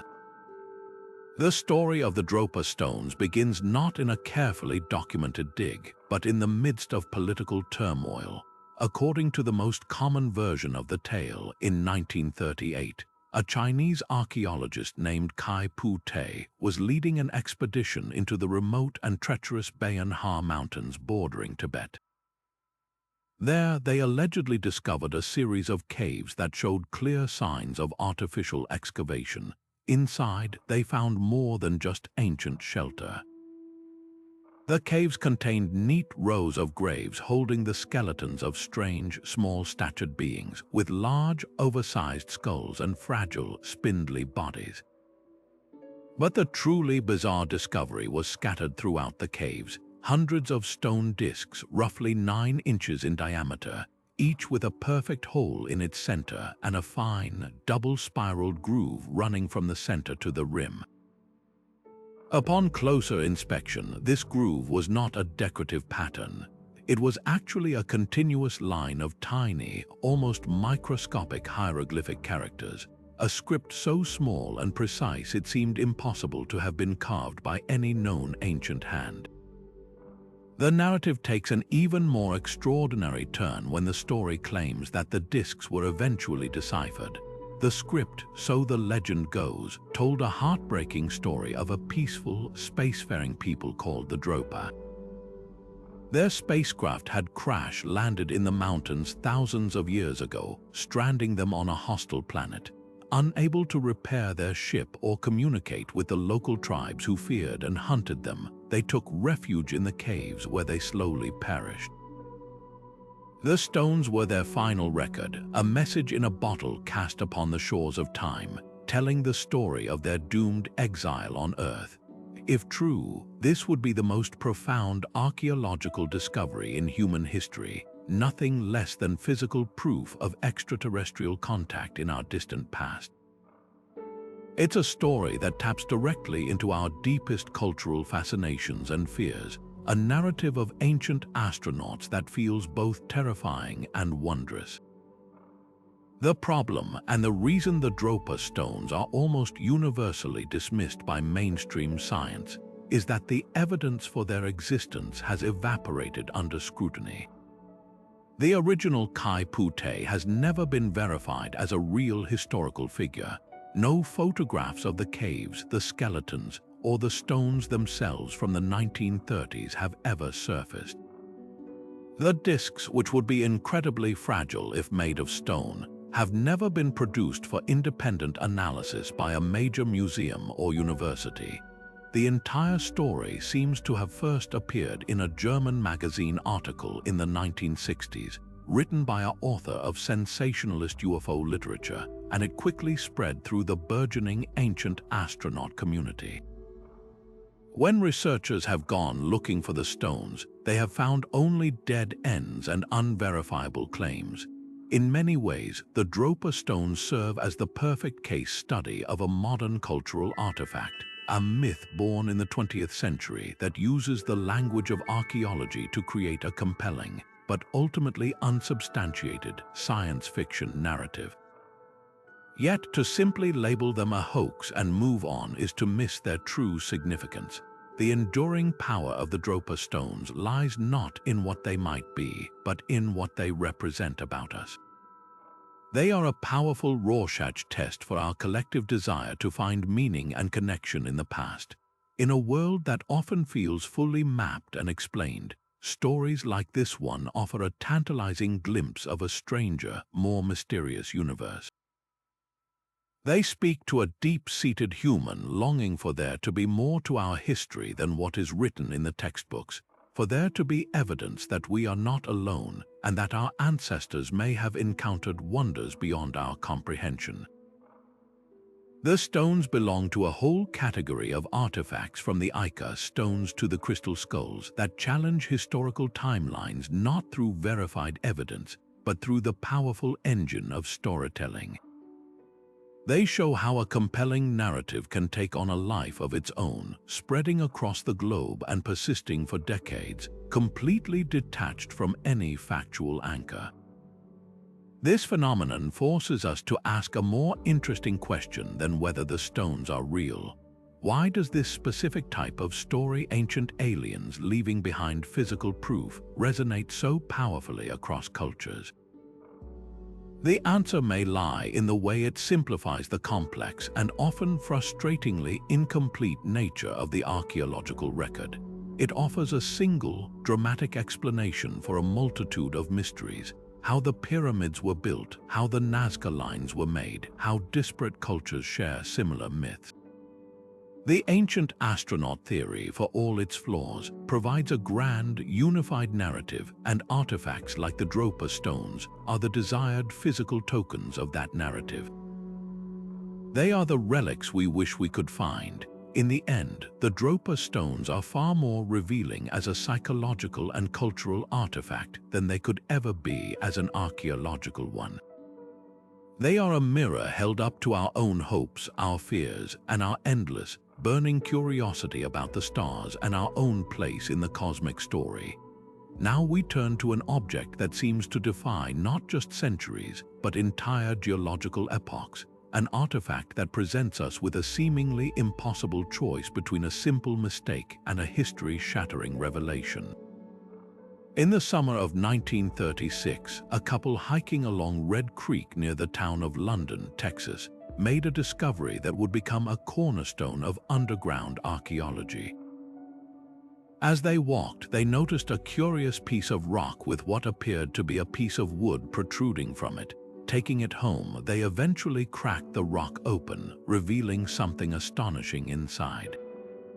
Encased within the stony shell was a hammer, a tool with a clearly recognizable iron head and a wooden handle that had been partially transformed into coal through a process known as carbonization. This in itself would not be particularly strange if not for the context.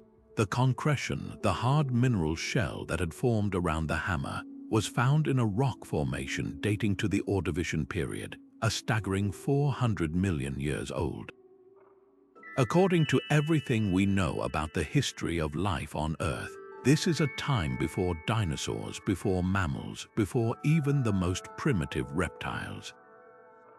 This was the age of trilobites and primitive fish in the seas, while the land was barren and lifeless.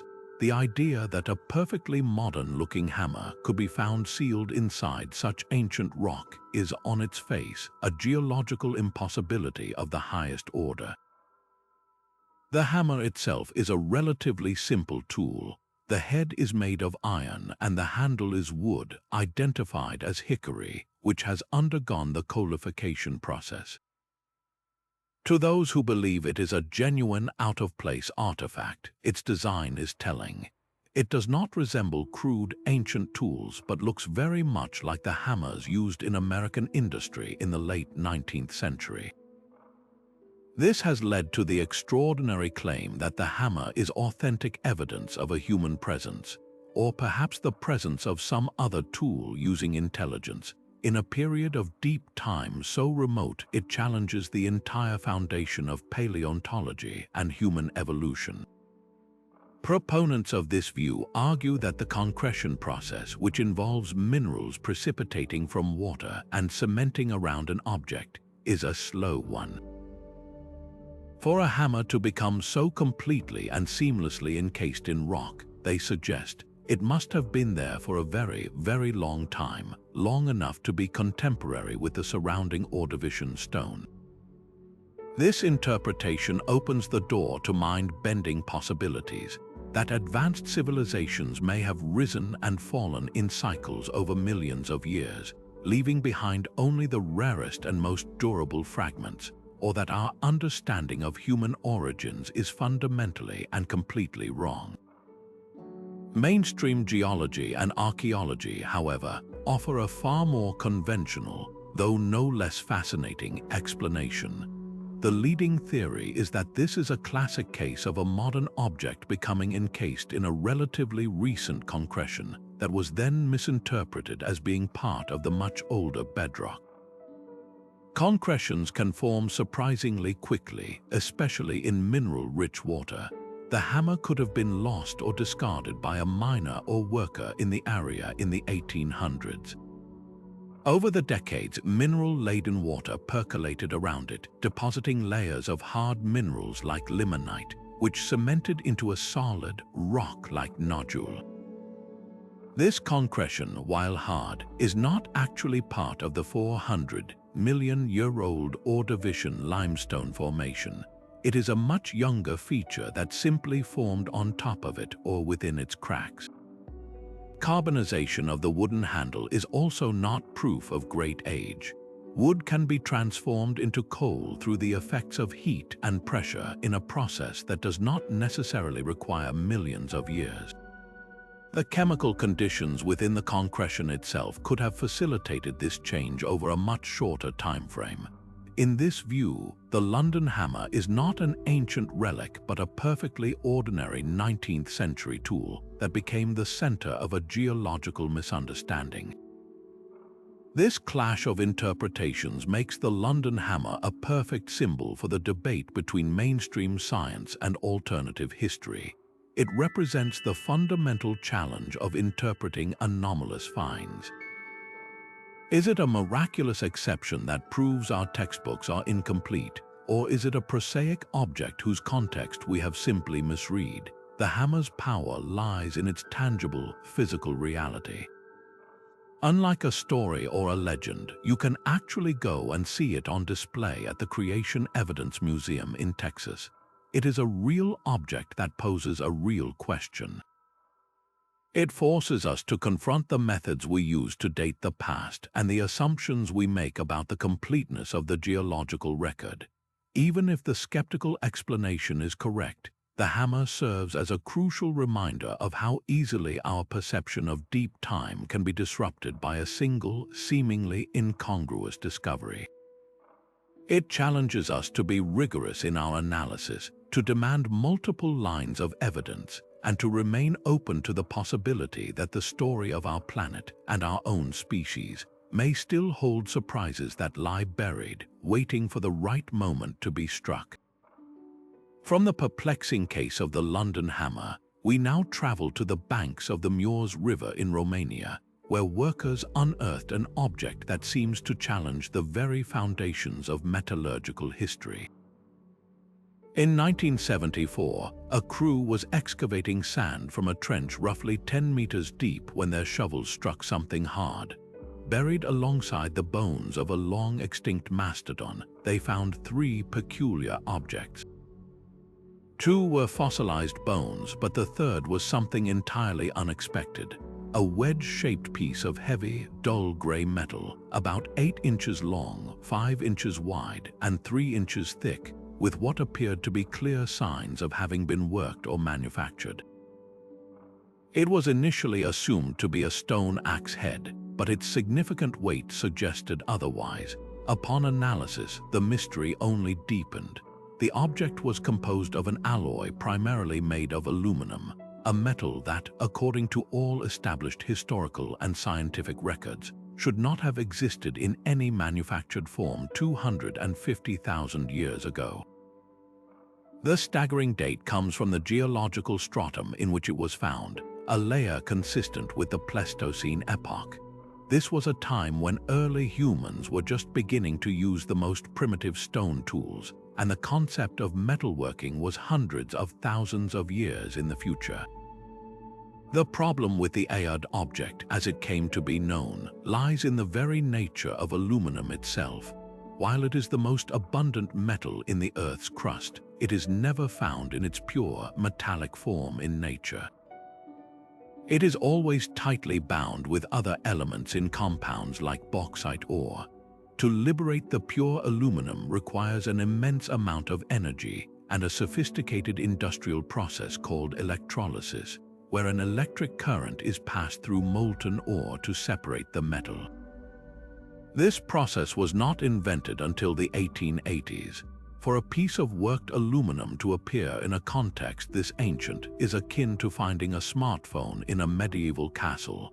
It simply doesn't belong and defies any conventional explanation for its presence. Faced with this paradox, the scientific community has largely converged on a logical, if mundane, explanation. The object is a modern contaminant. The most plausible theory is that the wedge is actually a piece of heavy machinery from the 19th or 20th century, perhaps a tooth from an excavator bucket or a part from a piece of mining equipment. This fragment could have fallen into the pit during earlier, unrecorded digging or mining activity in the area. Over time, it became buried and coated in a hard layer of sand and minerals, a concretion that made it appear much older than it truly was. When the workers in 1974 discovered it, they assumed it was part of the ancient layer they were excavating, not realizing it was a much more recent intrusion into that geological context. This kind of contamination, while rare, is not unheard of in archaeology and remains the most scientifically conservative and widely accepted solution to the puzzle. However, the story of the Ayod object doesn't end there. Its tantalizing, controversial nature has made it a favorite subject for those who propose alternative histories. If one were to take the find at face value, the implications are staggering.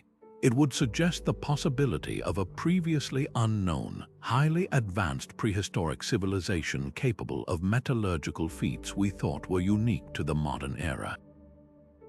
This civilization would have needed not only the knowledge of how to extract aluminum, but also the technology to generate the tremendous electrical power required for the process. Other, more fringe theories look to the skies, proposing the object could be a fragment of an extraterrestrial vehicle that crashed on Earth in the distant past, leaving behind this single, enigmatic piece of debris. While these ideas capture the imagination, they are considered highly speculative precisely because they rely on a single, anomalous piece of evidence with no supporting data from any other site or source. Extraordinary claims, as the saying goes, require extraordinary evidence, and one strange wedge of metal is not enough to rewrite history. Yet, even if we accept the modern contaminant explanation, the Ayod object retains a profound value. It serves as a critical case study in how we interpret the past and handle discoveries that don't fit our established models. It forces archaeologists and historians to be exceptionally rigorous in their methods, to constantly question their assumptions, and to consider all possibilities, no matter how unlikely, before settling on a conclusion. The object is a permanent reminder that the ground beneath our feet can sometimes yield surprises that resist easy categorization. It challenges our comfortable, linear timeline of human progress, not by proving an alternative, but by posing a stubborn, unanswered question. In the end, the Ayod object is less about a lost advanced civilization and more about the nature of discovery itself. It symbolizes our endless fascination with the unknown and our deep-seated desire to find evidence that the history of our planet is stranger and more wonderful than we have ever dared to dream. Deep within the mineral-rich deposits of South Africa's pyrophyllite mines, workers have occasionally unearthed objects that seem to whisper of a time long before humanity, or even complex life itself, existed on Earth. These are the Klerksdorp spheres, small metallic objects, usually no bigger than a tennis ball, with a surface that often appears strangely worked. Many are bisected by 3 precise, parallel grooves running around their equator, and their composition is a hard, nickel-steel alloy that feels unnaturally balanced in the hand. The truly staggering detail, however, is their alleged age. They are frequently found in rock layers dated to an almost incomprehensible 2.8 billion to 3 billion years old. To put that in perspective, this is a time when the only life on our planet was single-celled microbes in a primordial ocean. The idea that a manufactured object could originate from such deep time is so revolutionary that it forces us to confront 2 equally extraordinary possibilities. Either our understanding of natural geological processes is fundamentally incomplete, or the history of our planet is far stranger than we have ever imagined. For those who see these spheres as evidence of a lost advanced civilization or even extraterrestrial visitors, their physical characteristics are the main point of evidence. The parallel grooves are often cited as being too precise and symmetrical to be the product of random chance. They look machined, as if cut by a lathe. The spheres are also often found to be harder than the surrounding steel used in mining tools, and their perfectly balanced shape suggests a level of design that nature, operating on blind principles of physics and chemistry, is not supposed to achieve. This line of thinking leads to a breathtaking conclusion that an intelligent, technologically capable species, either native to Earth or from another world, was present billions of years ago. Proponents of this view suggest these objects could be anything from ancient ball bearings and navigational instruments to artifacts of a technology so advanced we cannot even fathom its purpose. They represent the ultimate out-of-place artifact, a physical anomaly that, if verified, would not just rewrite human history but the entire narrative of life on Earth.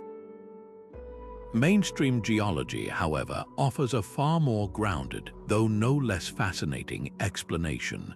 Geologists identify these objects as concretions. A concretion is a natural phenomenon where a mineral precipitate forms around a nucleus, like a grain of sand or a fossil within sedimentary rock.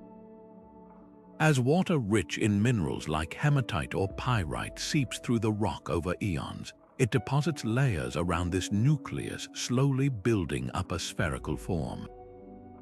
The famous parallel grooves are not precision machine marks but are likely the result of a process called preferential crystallization.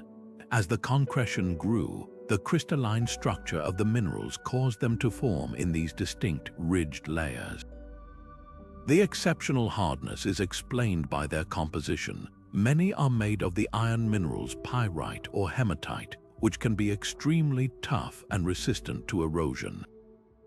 When miners crack open the surrounding soft pyrophyllite clay, these incredibly hard, pre-formed spheres are revealed, often looking impossibly pristine and out of place against the crumbly rock that encased them. This scientific perspective transforms the Klerksdorp spheres from potential alien artifacts into beautiful examples of a natural wonder. They become mineralogical marvels that demonstrate the patient, artistic power of geological forces operating over billions of years. The fact that they so closely resemble manufactured objects is a perfect example of pseudofossils' natural formations that deceptively mimic artificial ones. This doesn't make them any less incredible. It simply places their origin within the known, if poorly understood, processes of our planet. The debate between these two views is a classic clash between the desire for a mysterious, alternative history and the methodical, evidence-based explanations of conventional science. The spheres themselves are neutral. It is our interpretation of them that reveals our own biases and our enduring fascination with the idea that our world might hold secrets of a past so advanced it borders on the magical. Ultimately, the story of the Klerksdorp spheres is less about proving the existence of ancient astronauts and more about the human experience of discovery itself. They serve as a powerful reminder of how easily our pattern-seeking brains can misinterpret the natural world, seeing design and intention in the beautiful, random artistry of geology. They challenge archaeologists and geologists to work together, to develop sharper tools for distinguishing the truly artificial from the cunningly natural. These small, enigmatic orbs from the depths of the South African earth force us to look closer, to question our assumptions, and to appreciate that sometimes the most amazing stories are not about lost civilizations, but about the incredible, slow-motion creativity of the planet we call home. Now, let's set sail from the familiar waters of the Mediterranean and the Atlantic to the vast, open expanse of the Pacific Ocean, where a different kind of discovery chimes a note that resonates across cultures and centuries. The story begins not with a grand excavation, but with a chance find by a missionary in 1836. William Colenso, a man deeply embedded in the Maori communities of New Zealand, was traveling along the banks of the Waitara River when he was shown something extraordinary. The local Maori people presented him with a simple yet utterly perplexing object, a handbell cast in bronze, weathered by time and use, but this was no ordinary bell. Its surface was inscribed with a script that was completely alien to New Zealand, to Polynesia, and indeed to any European language Colenso knew. The characters were elegant, looping, and unmistakably ancient. After careful study by linguists, the mystery only deepened. The script was identified as Tamil, a language from the southernmost tip of India, over 7,000 miles away. The inscription itself was a devotional phrase, linking the bell to a Hindu temple or a Portuguese ship that had traded in the region, but its translation only added to the puzzle. It was dated, based on the style of the characters, to between the 14th and 16th centuries.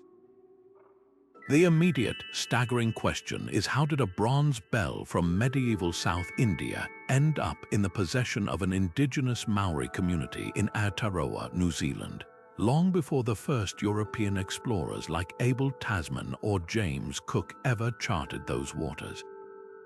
The most straightforward answer is also the most revolutionary: direct contact. This single artifact powerfully suggests that Tamil sailors, part of the sophisticated maritime trading networks of the Chola or Pandya empires, ventured far deeper into the Pacific than any historical record has ever documented. We know these South Indian kingdoms were master seafarers. Their massive, multi-sailed trading vessels, known as thoni, were the container ships of their day, capable of carrying hundreds of tons of cargo across the Indian Ocean. They established trade routes that stretched from the Arabian Peninsula to the Spice Islands of Indonesia. The Tamil bell forces us to consider the possibility that their voyages did not stop there. Perhaps a ship, blown off course by a monsoon or driven by a spirit of exploration, sailed eastward beyond the known world, using the same celestial navigation and mastery of monsoon winds that served them so well in the Indian Ocean. They could have island-hopped across the Pacific, eventually making landfall on the shores of New Zealand. There, they would have encountered the Maori, the great Polynesian navigators who themselves had conquered the Pacific in their magnificent double-hulled waka canoes. The bell could have been traded, gifted, or left behind, becoming a treasured heirloom, a taonga, whose original meaning was lost but whose power and strangeness were preserved for generations. Of course, skeptics offer a more conservative, though still fascinating, pathway. They propose a longer, more complex chain of exchange. the bell might not have made the entire journey in one Tamil ship. Instead, it could have been traded through the vast, interconnected web of Pacific and Southeast Asian trade that we know existed. It might have moved from a Tamil vessel to a Malay trader in Indonesia, then perhaps to a Polynesian voyager in Tonga or Fiji, and finally, over generations, been carried south to New Zealand through the well-established inter-island trade routes that connected all of Polynesia. In this scenario, the bell is not proof of a single, lost Tamil caravel in the South Pacific, but rather a testament to the incredible reach and complexity of pre-Columbian globalization. It becomes a physical symbol of a world that was far more interconnected than our Eurocentric histories have led us to believe, a world where objects, ideas, and people moved across astonishing distances long before the age of European exploration. Regardless of which journey the bell took, a direct voyage or a slow, multi-generational trade, its impact on our historical narrative is profound. For centuries, the story of global exploration has been told through a distinctly European lens: Columbus, Magellan, Da Gama. The Tamil bell shatters that narrative. It places a non-European culture squarely at the center of a transoceanic discovery. It suggests that the Maori, far from being isolated until the arrival of Europeans, were already part of a much wider world of exchange, even if only indirectly. This small, unassuming bronze object is a powerful corrective to history.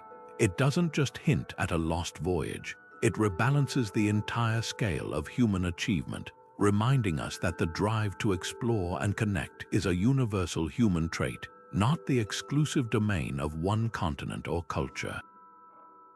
It is a lonely, resonant voice from the past, chiming across the ocean to tell us that the map of the ancient world was far more filled in than we ever knew. While the Tamil bell hints at connections across the Pacific, another discovery, this one found firmly on dry land in the heart of Mesoamerica, suggests a potential link that is even more astonishing, reaching across the Atlantic to the heart of the classical world. In 1933, archaeologist José Garcia Payon was excavating a burial at the ancient Toltec site of Tecaxic-Calixtlahuaca, located in the Toluca Valley west of Mexico City. The grave, which dated to a period between the 12th and 13th centuries, held the expected array of local artifacts, but one object stood out with such jarring incongruity that it has sparked fierce debate for nearly a century. It was a small terracotta head, just a few inches tall, depicting a bearded man with a distinct style of hair and headwear that looked utterly alien to the artistic traditions of pre-Columbian Mexico. Instead of the familiar features of a Toltec deity or warrior, this figure had a neatly trimmed beard, a classic Roman hairstyle with a headband, and the general aesthetic of a Hellenistic sculpture. It looked less like it belonged in a Mesoamerican tomb, and more like it had fallen out of a museum display case in Rome or Athens. The immediate and obvious question is how a figurine with such unmistakably Roman characteristics ended up buried in a Mexican hillside over 300 years before Christopher Columbus was even born. The most thrilling theory is one of direct transoceanic contact.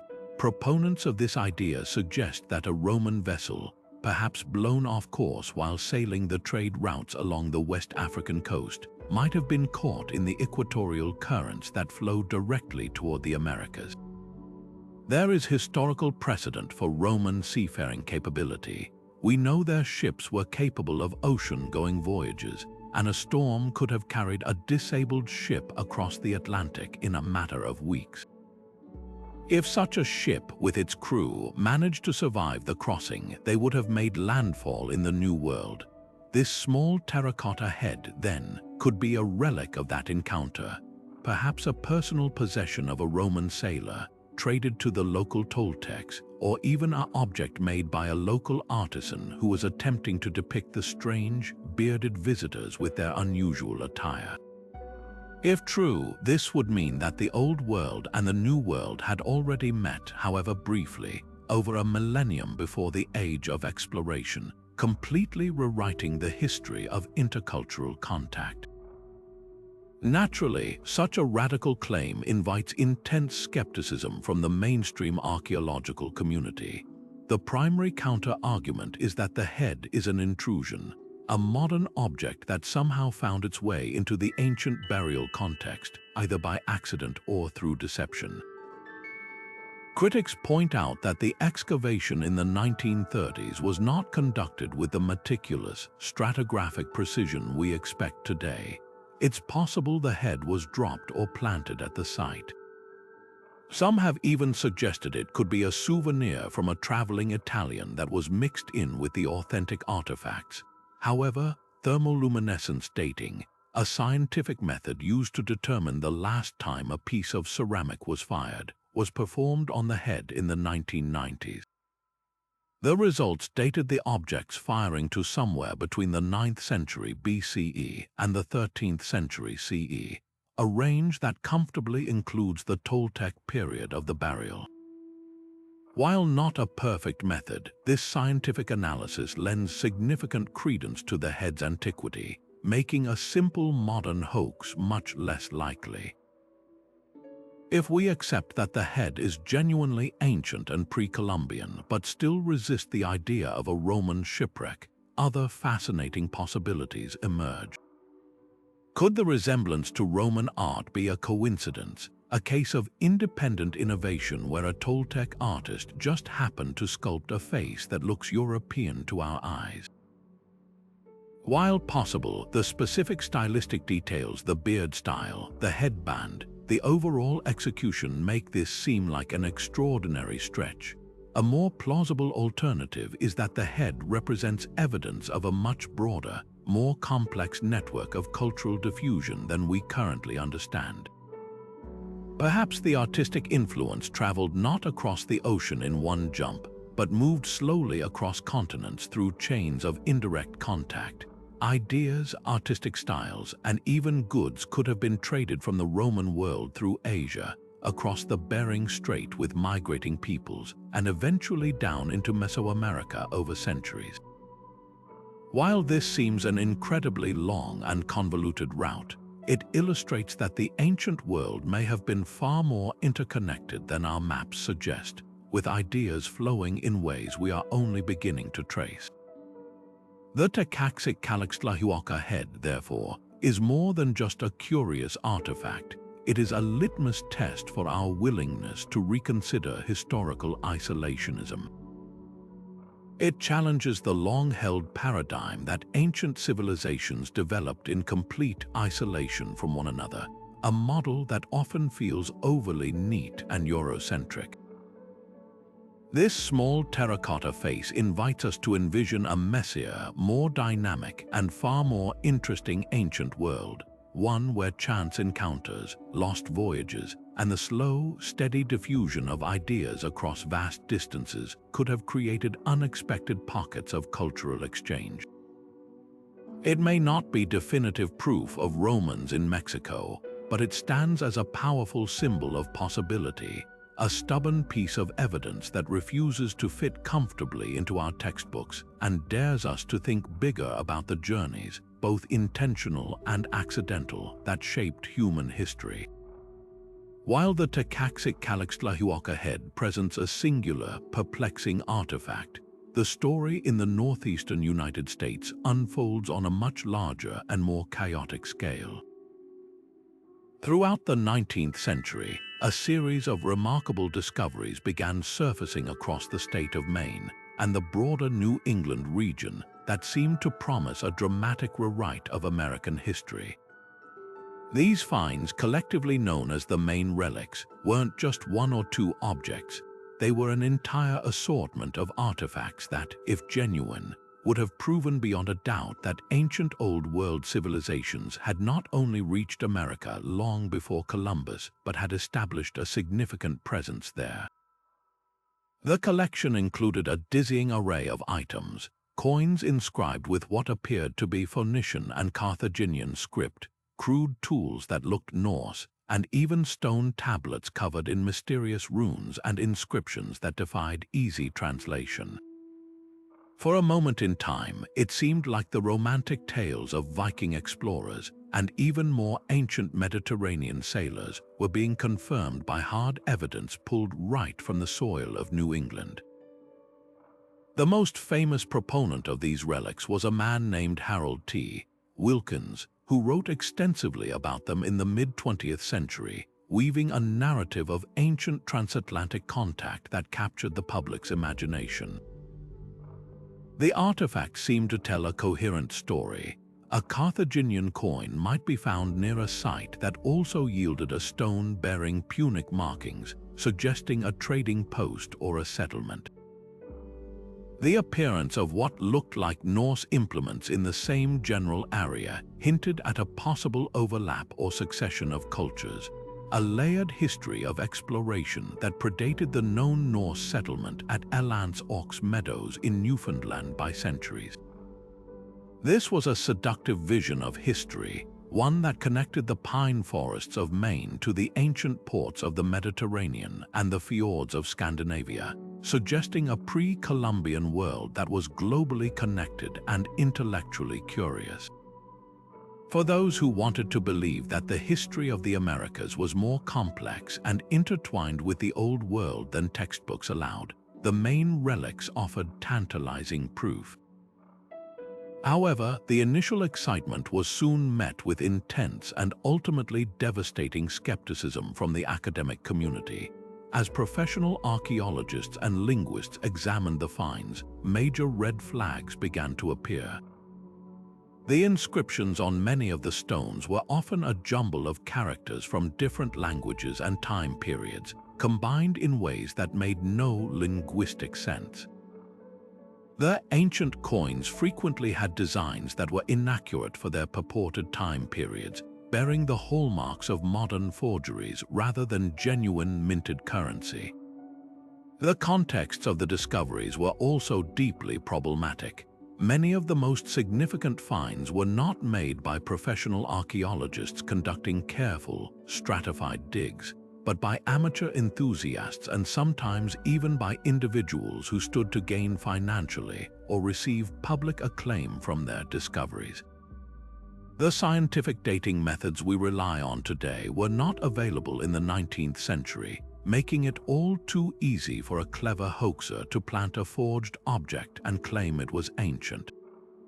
One by one, the most prominent relics were debunked, dismissed as hoaxes, misidentifications of Native American artifacts, or outright frauds designed to fuel a lucrative trade in antiquities and garner sensationalist headlines.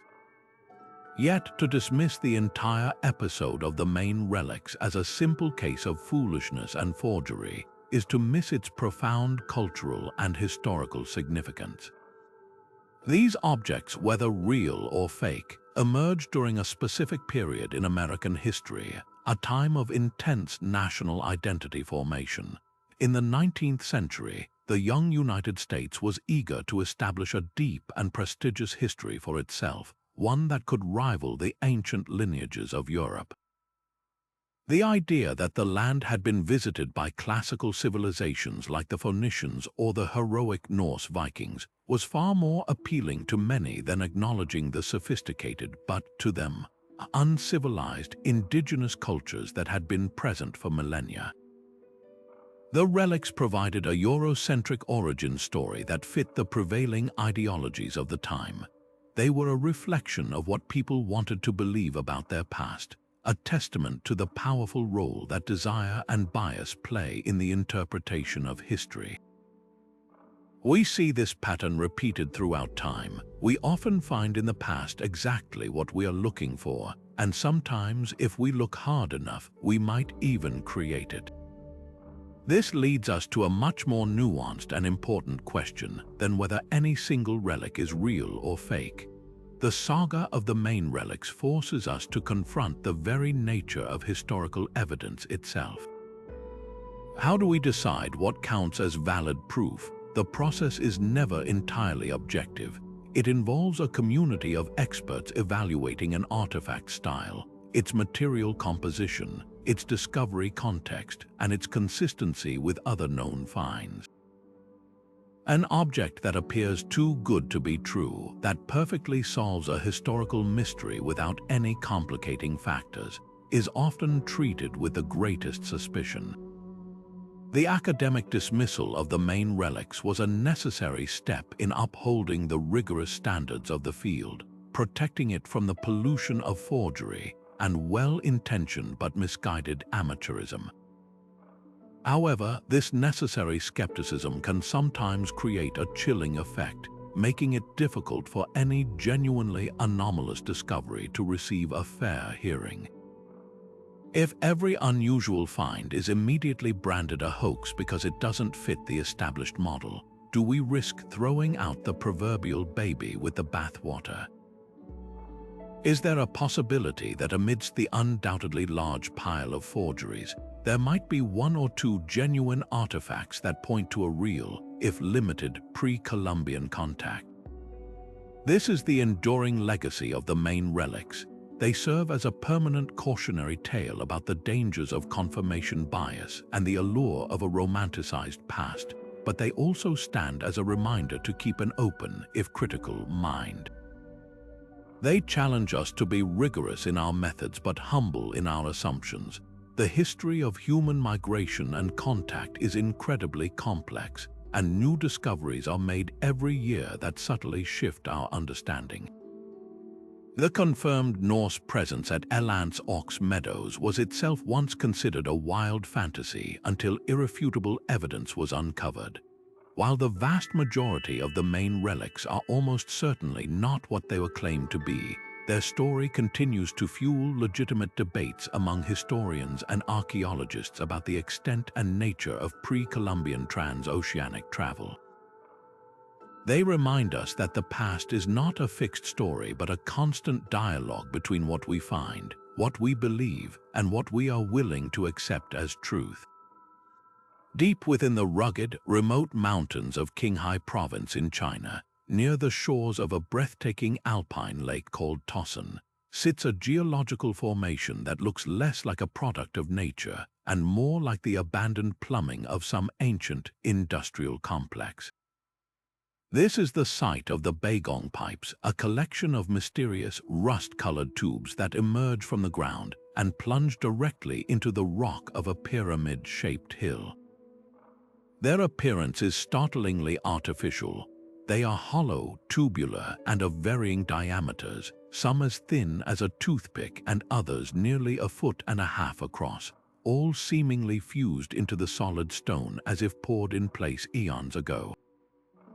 The most striking concentration is found at the opening of a cave on the pyramid's face, where a veritable cluster of pipes, both large and small, protrude from the interior wall, suggesting a deliberate, structured arrangement that defies easy geological explanation. The controversy surrounding these pipes ignites when we consider their alleged age.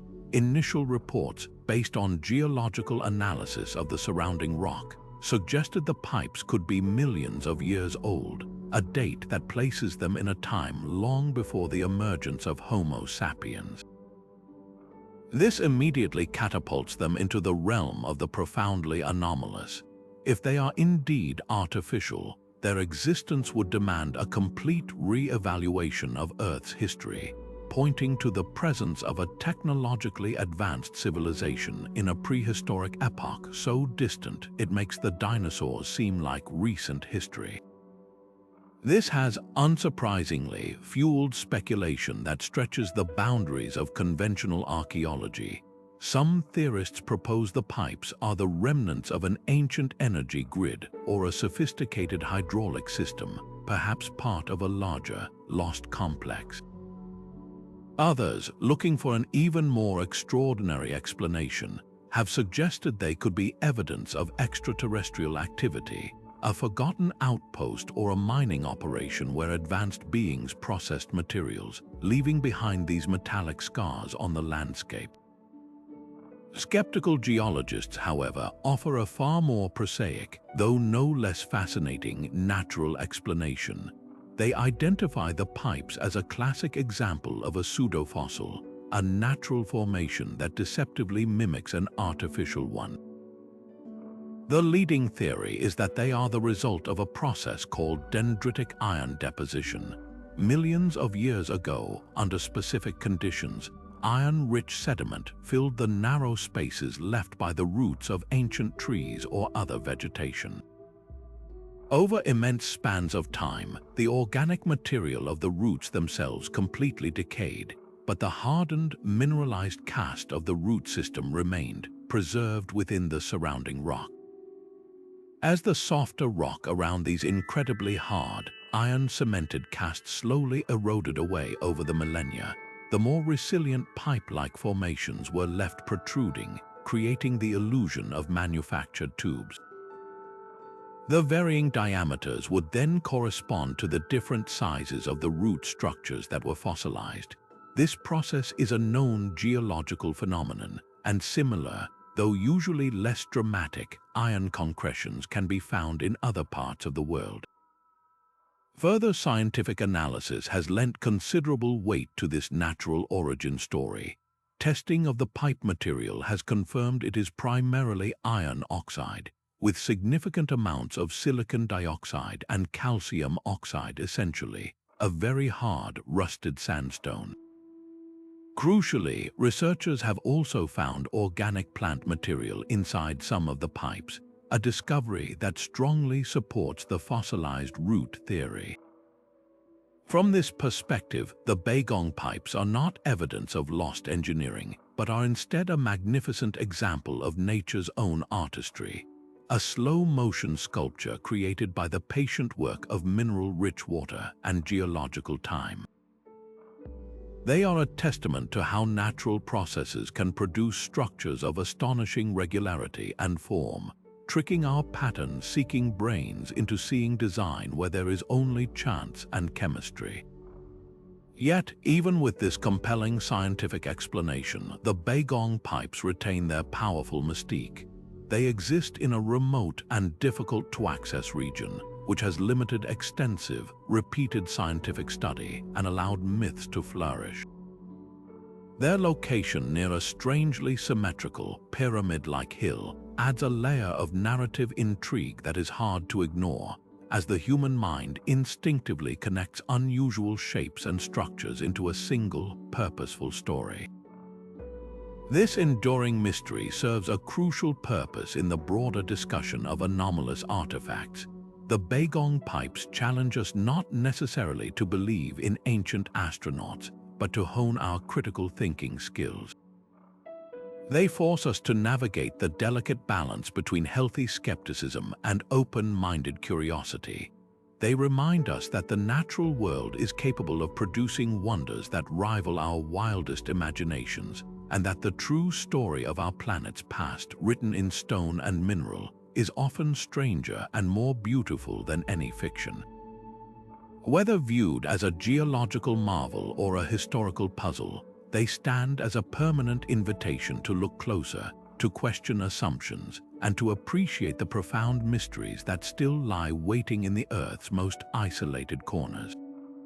Leaving behind the mysterious pipes of China, we journey to the coastal deserts of Peru, where a different kind of mystery was born not from geology, but from the clever hands of a local farmer.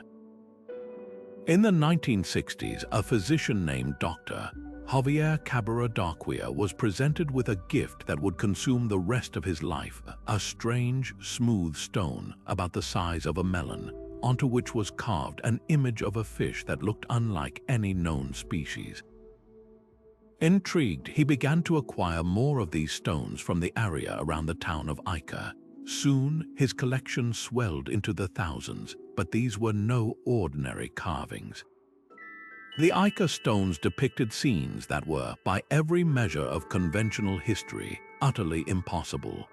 They showed human figures using telescopes to study the stars, performing complex surgical procedures like heart transplants and cesarean sections, and perhaps most shockingly, living alongside and even riding dinosaurs like Triceratops and Stegosaurus.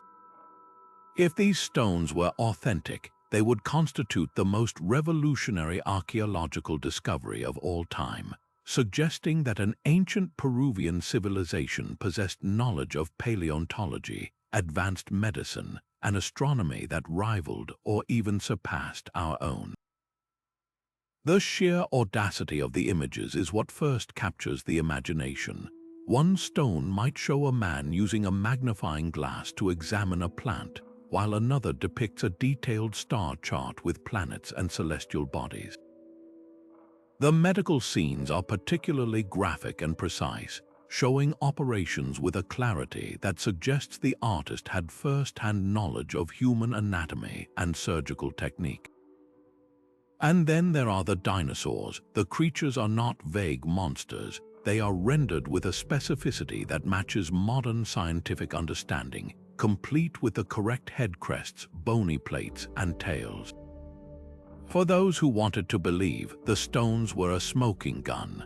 They seem to provide tangible proof of alternative historical theories, from the existence of a lost advanced civilization like Atlantis to the idea that humans and dinosaurs coexisted, completely overturning the established timeline of evolution and human development. They became a rallying point for creationists, ancient astronaut theorists, and anyone who felt that mainstream academia was hiding a more spectacular truth about our past. However, the romantic narrative of the Ica Stones began to crumble under the weight of investigation. The source of the vast majority of the stones was traced to a single man, Basilio Ushuaia, a local farmer. When pressed by authorities in the 1970s for selling archaeological artifacts, which was illegal, Ushuaia admitted that he had carved the stones himself. He demonstrated his method, which was surprisingly simple. He would acquire smooth, round stones from the nearby Ica River, carve the designs into them using a dental drill and a sharp knife, and then age them artificially by baking them in donkey dung to create a dark patina that made them look ancient. His motivation was purely economic. The stones sold well to tourists and collectors, providing a much-needed source of income. He even expressed surprise that an educated man like Dr. Cabrera had believed them to be real, stating that he had simply copied the designs from comic books, textbooks, and popular magazines about dinosaurs and science that were available at the time.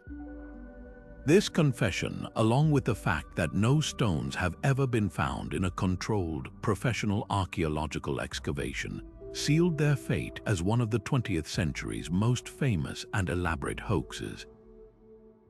Yet, even with this clear and admitted origin story, the Ica Stones refuse to fade into obscurity. Their enduring fascination lies in the powerful questions they raise about the human relationship with the past. They serve as a perfect cautionary tale about confirmation, bias, the tendency to interpret evidence in a way that confirms one's pre-existing beliefs. Dr. Cabrera, a true believer, built an entire museum and a complex mythology around the stones, interpreting the carvings as a library left by a superior ancient race. He wanted them to be real so deeply that he overlooked the glaring lack of provenance and the mounting evidence against them. This is a trap that all researchers, both professional and amateur, must vigilantly avoid. The stones remind us that the desire to find evidence for our most cherished theories can sometimes blind us to the truth, making us easy targets for forgers who are all too happy to provide exactly what we wish to see. But to dismiss the Ica Stones as merely a simple fraud is to miss their deeper cultural significance. They are more than just fakes. They are a mirror reflecting our own timeless desires and anxieties. They tap into a profound and universal human yearning to believe that our ancestors were more knowledgeable, more connected, and more technologically advanced than we give them credit for. In a world where science has explained so much, there remains a longing for mystery, for the idea that history holds grand, lost secrets waiting to be rediscovered. The stones also cleverly play on the very real gaps that do exist in the archaeological record. We don't know everything about ancient Peru. The Nazca Lines with their giant, inexplicable figures are real. The advanced metallurgy of pre-Columbian cultures is real. The hoaxer, whether consciously or not, seeded his work in the fertile ground of genuine mystery, making his creations that much more believable. In the end, the true legacy of the Ica Stones is not about ancient Peruvians, it is about us. They stand as a permanent monument to the complex dialogue between proof and belief, between skepticism and wonder. They challenge us to be critical thinkers, to demand rigorous evidence, and to be wary of stories that seem too perfectly aligned with our hopes. But they also acknowledge a beautiful, deeply human impulse, the drive to look at the past and see not just a simple story of progress, but a potentially limitless tapestry of possibilities, where the line between what was and what could have been is always enticingly blurred. They may be carved in stone, but their real message is about the malleable nature of belief itself. Traveling now from the controversial carvings of Peru to the ancient islands of Japan, we encounter a mystery not of stone but of clay, a collection of figures so strangely attired they seem to have stepped directly out of a science fiction novel. These are the Dogu, enigmatic ceramic statuettes crafted by the Jomon people, a prehistoric culture that thrived in Japan for an astonishing 14,000 years.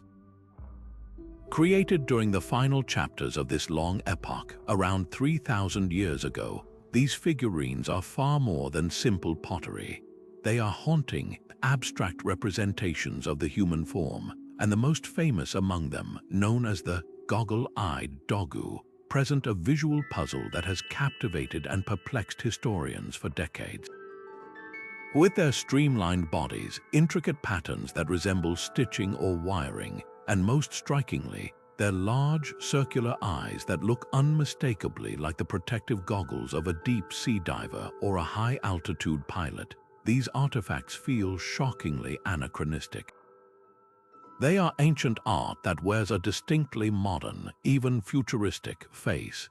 The immediate, visceral reaction for many who see these figures is to connect them to the concept of ancient astronauts. The theory is seductive in its simplicity. The elaborate goggles could be protective visors, the patterned suits a form of advanced environmental clothing, and the often portrayed distended abdomens could suggest beings in a state of pregnancy or perhaps even equipped with some form of technological apparatus. In this interpretation, the Jomon people were not creating abstract goddesses, but were recording a literal, awe-inspiring encounter with visitors from another world, depicting their unusual attire with the best artistic vocabulary they possessed. This idea resonates because it offers a single, dramatic explanation for the figure's bizarre appearance, transforming them from ritual objects into first-hand documentation of a close encounter, a prehistoric news report fired in clay and preserved for millennia. However, to leave the interpretation there is to do a profound disservice to the incredible sophistication of Jomon culture. Mainstream archaeology offers explanations that are, in their own way, far more fascinating and deeply human. The Jomon period is renowned for producing the oldest known pottery in the world, but their creativity extended far beyond functional vessels. Their culture was rich with complex spiritual beliefs, almost certainly centered around fertility, healing, and a deep connection to the natural world. In this context, the Dogu are widely believed to be talismanic objects, used in shamanistic rituals perhaps to promote childbirth, ensure a good harvest, or ward off illness. The famous goggles, rather than being visors, are much more likely to represent snow goggles, a practical technology used by ancient Arctic peoples, including the Inuit, to prevent snow blindness. The Jomon people lived in a world of harsh winters, and such an innovation would have been both practical and spiritually significant. The intricate, cord-marked patterns that cover the bodies of the dogu, in fact, the word jaman means cord-patterned, could symbolize body paint tattooing or even the layers of clothing needed for survival, rendered in a stylized, artistic form. This perspective doesn't diminish the dogu, it elevates them. It asks us to see them not as crude drawings of aliens, but as masterpieces of symbolic art from a highly adaptable and intelligent culture. The artistic choice to combine human and non-human features, the large eyes, the small mouths, the often animal-like lower bodies, is a powerful form of spiritual expression seen in many ancient societies. It represents a belief in a permeable boundary between the human, animal, and spirit worlds. A shaman performing a healing ritual might be believed to transform, to take on the attributes of a spirit helper or a powerful deity. The dogu, therefore, might not be portraits of visitors from the stars, but rather portraits of the Jaman people's own spiritual practitioners in a transformed state, their eyes wide and seeing into another realm, their bodies emblazoned with the power of the spirit world. They are a window into a complex animist world, where every tree, stone, and animal held a spirit, and where humanity could interact with these forces through ritual and ceremony. The true power of the dogu figurines lies in this very tension between the literal and the symbolic.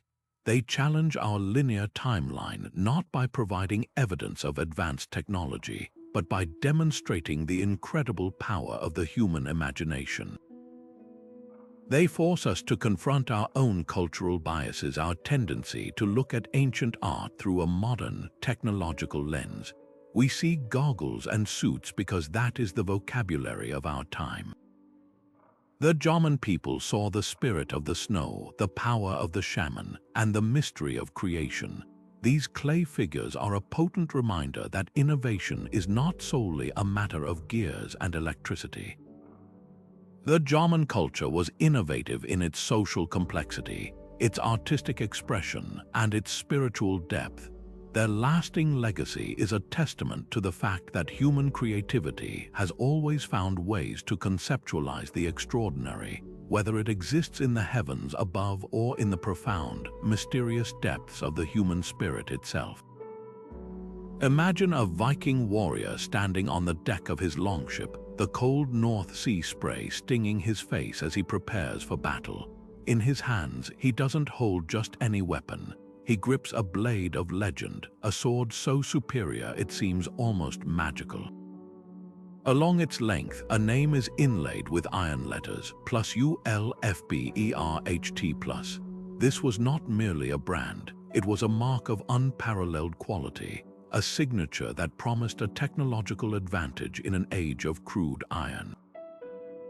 These Ulfberht swords, wielded between the 9th and 11th centuries, were the superweapons of their day, and their existence forces us to completely reconsider the technological landscape of the so-called Dark Ages.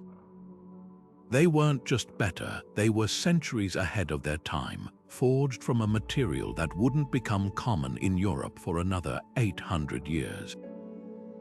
The secret of the Ulfberht supremacy lies in its steel. Most European swords of the Viking era were pattern-welded, a clever but ultimately compromised technique. Blacksmiths would take multiple rods of soft iron and high-carbon steel, twist them together while hot, and then hammer them into a single blade. This created a beautiful, swirling pattern on the surface and a blade that was flexible and less likely to shatter. However, it was also a sandwich of different materials with softer spots and harder spots. It was the best available technology for the materials they had, but it was inconsistent. The Ulfberht swords were something else entirely. They were made from what we call crucible steel, a single, homogeneous piece of high-carbon steel of astonishing purity. This material had a carbon content of around 3 times that of its contemporaries, making it not only harder and capable of holding a much sharper edge, but also surprisingly flexible. In a brutal clash of weapons, a pattern-welded sword might notch, bend, or even break. An Ulfberht would hold its edge, its structural integrity allowing a warrior to thrust and parry with a confidence others could only dream of. It was the difference between a sturdy wooden club and a precision-forged steel axe.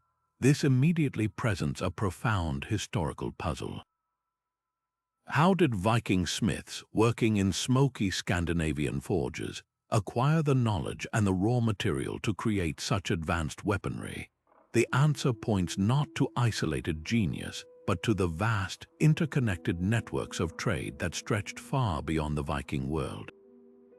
The technology for producing such pure crucible steel was at that time mastered primarily in the Islamic world, specifically in the regions of Persia and Mesopotamia.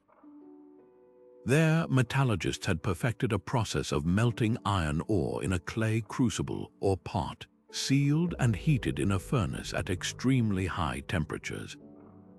This process allowed impurities to slag off and carbon to integrate evenly throughout the molten metal, resulting in a single, flawless ingot of high-carbon steel, often referred to in the West as Damascus steel.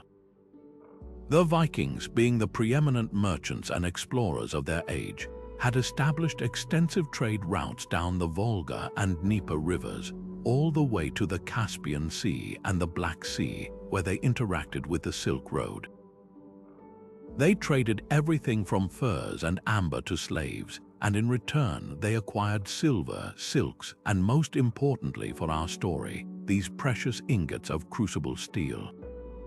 The Ulfberht blades, then, are not solely a product of Viking ingenuity, but a fusion of cultures, a testament to a globalized medieval economy where raw technological marvels could travel thousands of miles to be fashioned into legendary weapons by master European smiths. The name Ulfberht itself adds another layer of mystery. It wasn't a general term, it was a specific signature, a trademark inlaid into the blade. This suggests a centralized operation, perhaps a single master smith or a tightly controlled workshop that held a monopoly on this precious imported material for a time.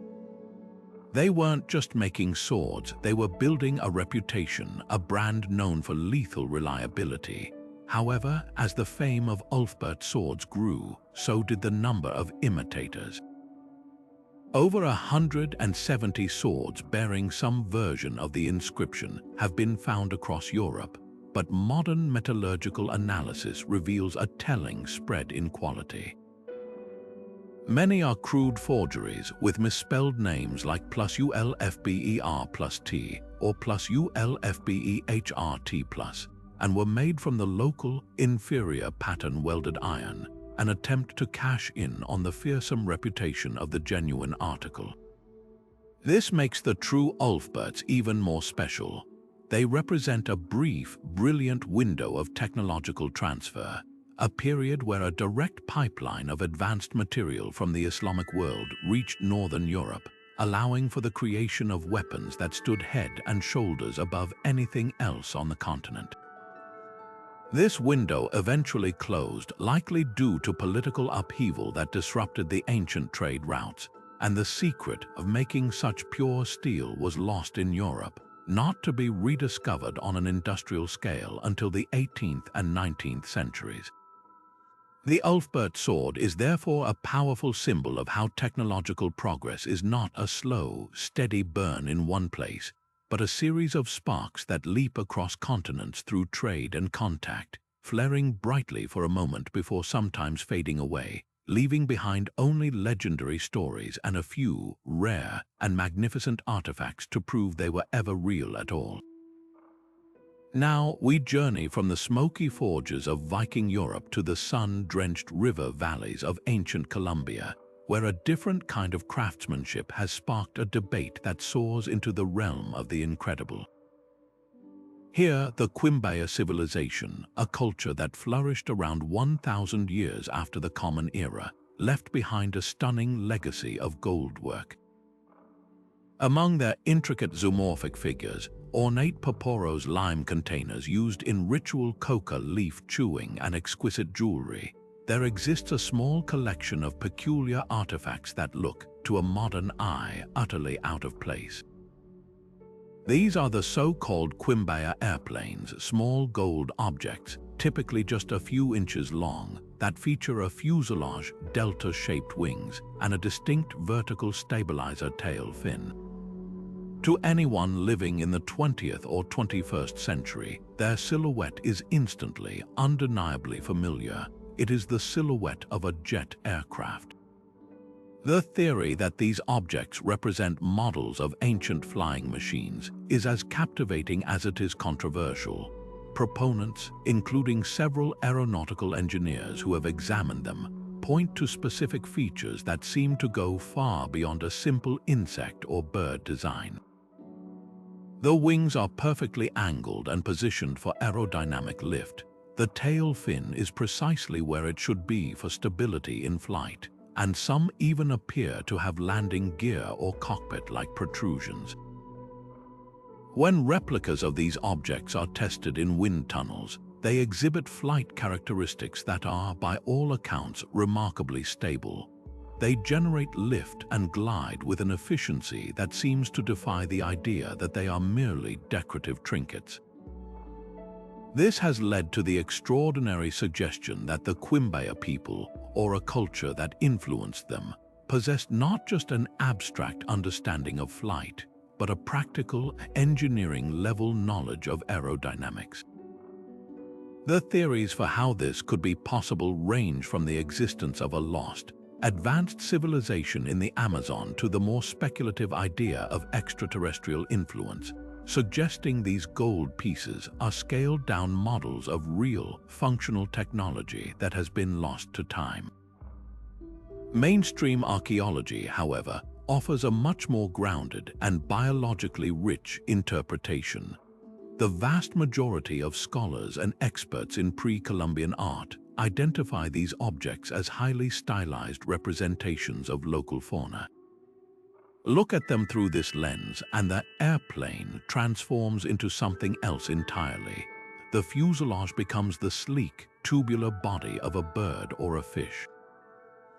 The delta wings can be seen as the spread wings of a bird in flight, or, even more convincingly, the patterned wing cases of a beetle. The vertical tail fin closely resembles the upright tail of a bird like a quetzal, or even a fish's dorsal fin. The Quimbaya artists were masters of abstraction and symbolism. They weren't interested in creating photorealistic models, but in capturing the essence, the spirit, and the most recognizable features of the animals that shared their world. In this view, the resemblance to modern aircraft is a spectacular coincidence, a classic case of pareidolia. The human tendency to see familiar shapes in ambiguous forms, especially forms that are already streamlined and aerodynamic, because those are the shapes that naturally move efficiently through a fluid, whether it's air or water. This clash of interpretations is about far more than just identifying a few gold trinkets. It gets to the very heart of how we view ancient art and the people who created it. The ancient airplane theory, while exciting, can unintentionally diminish the Quimbaya artisans. It implies that the only way they could have created such a shape was if they were copying a technologically advanced prototype. It overlooks their own genius for observation, abstraction, and artistic expression. The naturalistic explanation, on the other hand, grants them full authorship.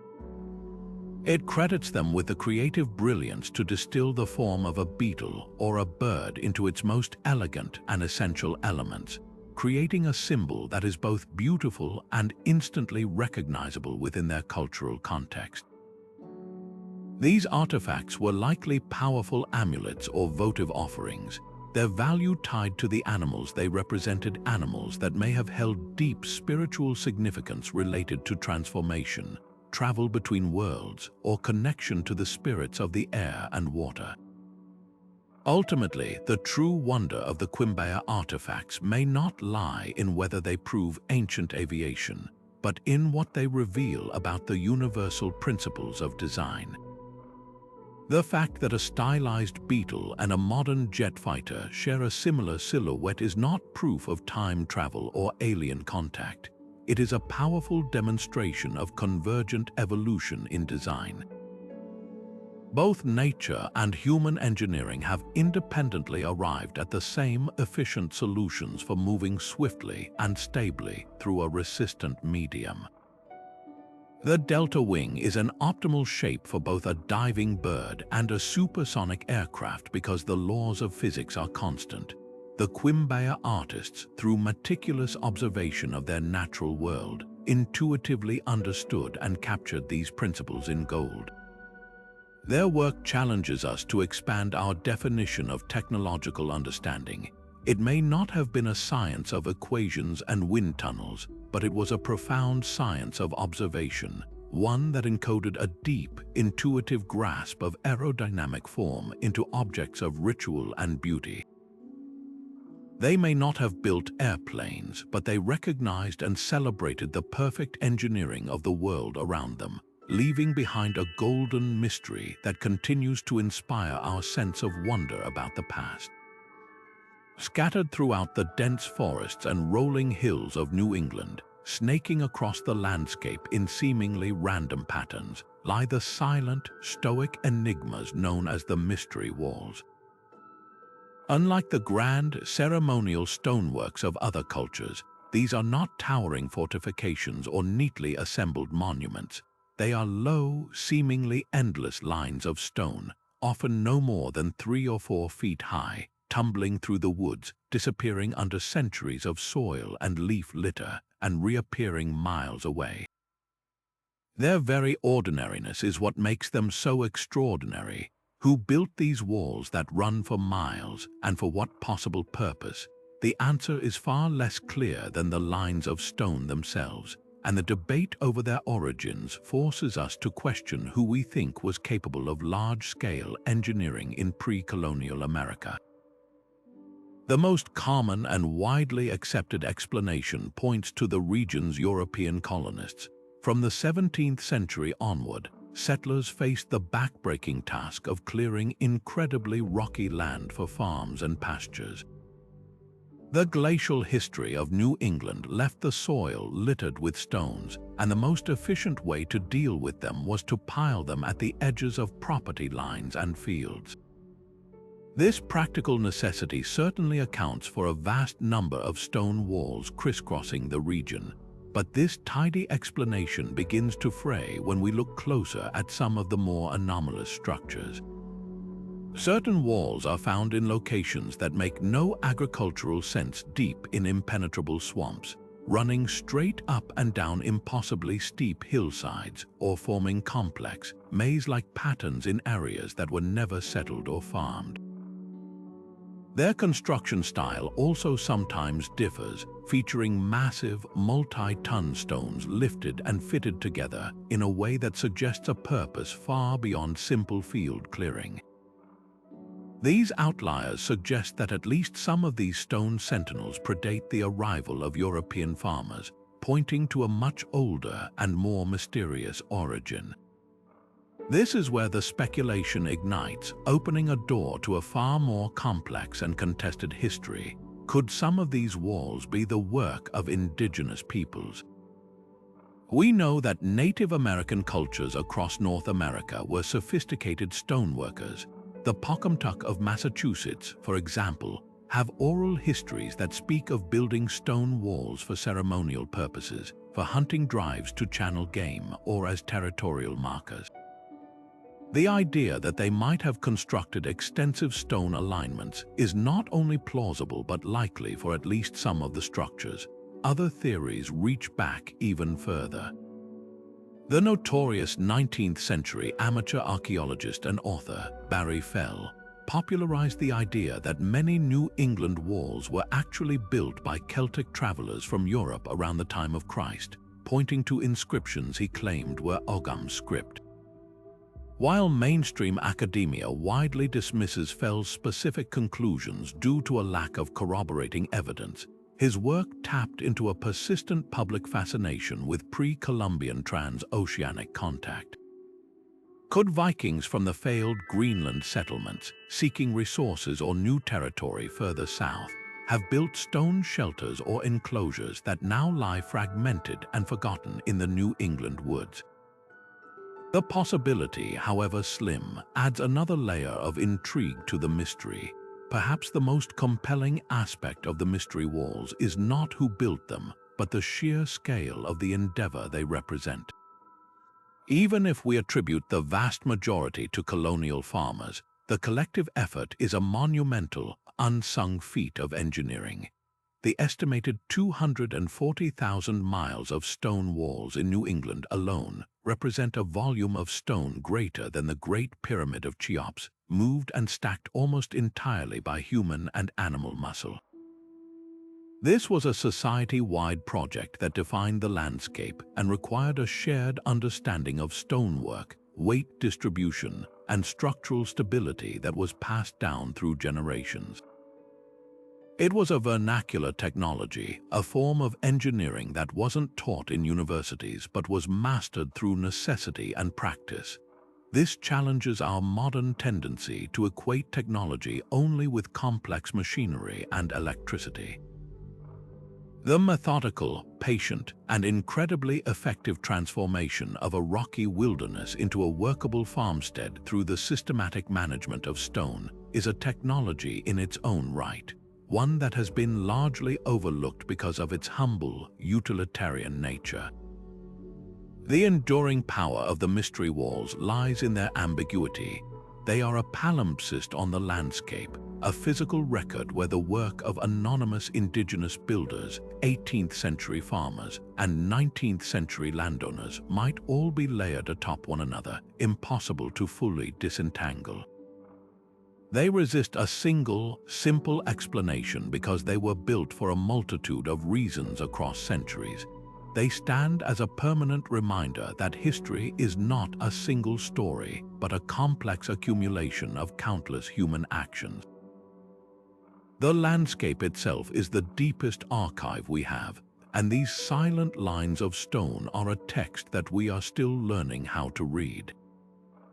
They challenge us to look past the obvious explanations and to consider the possibility that the most profound technological stories are not always about lost advanced civilizations, but about the quiet, persistent ingenuity of ordinary people shaping their world, one stone at a time, leaving behind a mystery not of a single moment, but of the slow, patient accumulation of centuries.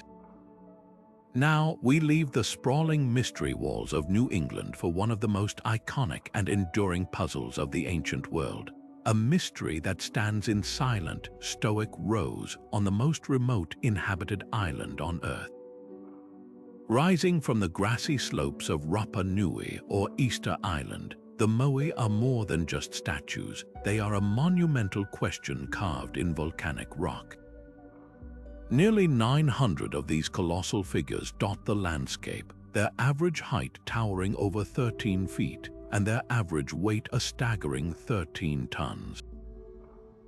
The largest among them, named Paro, stands a breathtaking 33 feet tall and weighs an inconceivable 82 tons.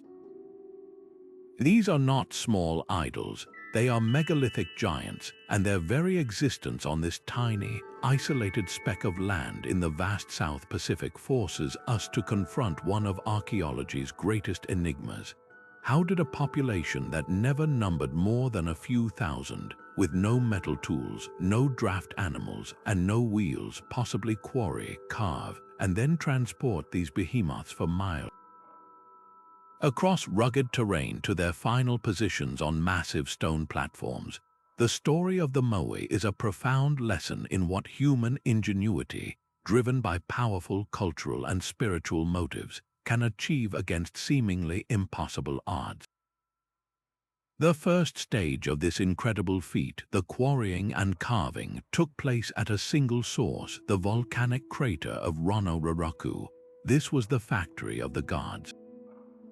Here, the Rapa Nui craftsmen used hand-held basalt picks, called toki, to painstakingly chip away at the solid volcanic tuff, a relatively soft rock that hardens upon exposure to air. They would carve the figures directly from the cliff face, working from the top down, sculpting the elongated noses, the strong brows, the pursed lips, and the long ears with astonishing precision. Once the front and sides were freed, they would undercut the statue, leaving just a spine of rock attached to the mountain. Then, in a moment of breathtaking faith and engineering, they would sever this final connection, allowing the multi-ton Moai to slide down a prepared slope of scree and rock debris to the base of the quarry. Dozens of Moai in various stages of completion remain frozen in the crater walls today, a haunting snapshot of a process suddenly and mysteriously abandoned. But for those that were finished, the greatest challenge was still to come: the journey. The question of how these giants were moved across the island has spawned decades of debate, experimentation, and colorful theory. The most famous traditional image is of hundreds of islanders laboriously inching the statue forward on a track of logs, rolling it slowly to its destination. This method, while seemingly logical, has been challenged.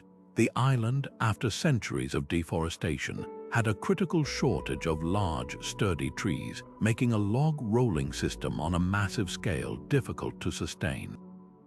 Furthermore, experiments with replicas have shown that this method can quickly damage the statue's base. This led to the development of a more compelling and now widely accepted theory, one that was actually recorded in the oral histories of the Rapa Nui people themselves. The legend spoke of the statues walking to their platforms. For years, this was dismissed as pure myth, but archaeologists Terry Hunt and Carl Lipo decided to take it seriously. They theorized that the Moai were moved in an upright position. Using a strong, braided rope system, teams would rock the statue from side to side, edging it forward with each coordinated sway. It would have been a slow, rhythmic, and incredibly dangerous dance, with the statue appearing to walk across the landscape. When they tested this method with a full-scale concrete replica, it worked. With just 18 people and 3 ropes, they were able to walk a 10-foot-tall, 5-ton Moai replica hundreds of yards. This method protects the statue's base, requires minimal resources, and aligns perfectly with the indigenous oral tradition, suggesting that the answer was preserved in the culture's own stories all along. Yet the true wonder of the Moai extends far beyond the mere mechanics of movement. This was not just a technical achievement, it was the ultimate expression of a sophisticated and highly organized society. The logistical coordination required was staggering. Moving a single multi-ton statue would have required the concerted effort of dozens, if not hundreds, of people. This means there had to be managers, engineers, rope makers, food producers, and ritual specialists all working in harmony. The entire community would have been mobilized not out of coercion, but likely out of a shared, profound spiritual belief. The Moai were not mere decorations, they were sacred vessels. They represented deified ancestors known as Eringa Ora, or living faces. It was believed that the spirit, the mana, of a powerful chief or lineage founder could be captured within the stone, and by placing the statue on a coastal platform, or ahu, with its back to the sea, this ancestor could forever watch over and protect the village. The final act of ceremony was the placing of coral and red scoria stone eyes into the sockets, an event that was believed to fully activate the statue's spiritual power. This deep cultural purpose is the missing ingredient in the puzzle. It provides the why, the immense motivational force that drove this society to dedicate generations of labor and resources to this incredible undertaking. The Moai stand as a timeless testament to the fact that the most powerful driving force behind human innovation is not just practical need, but profound belief.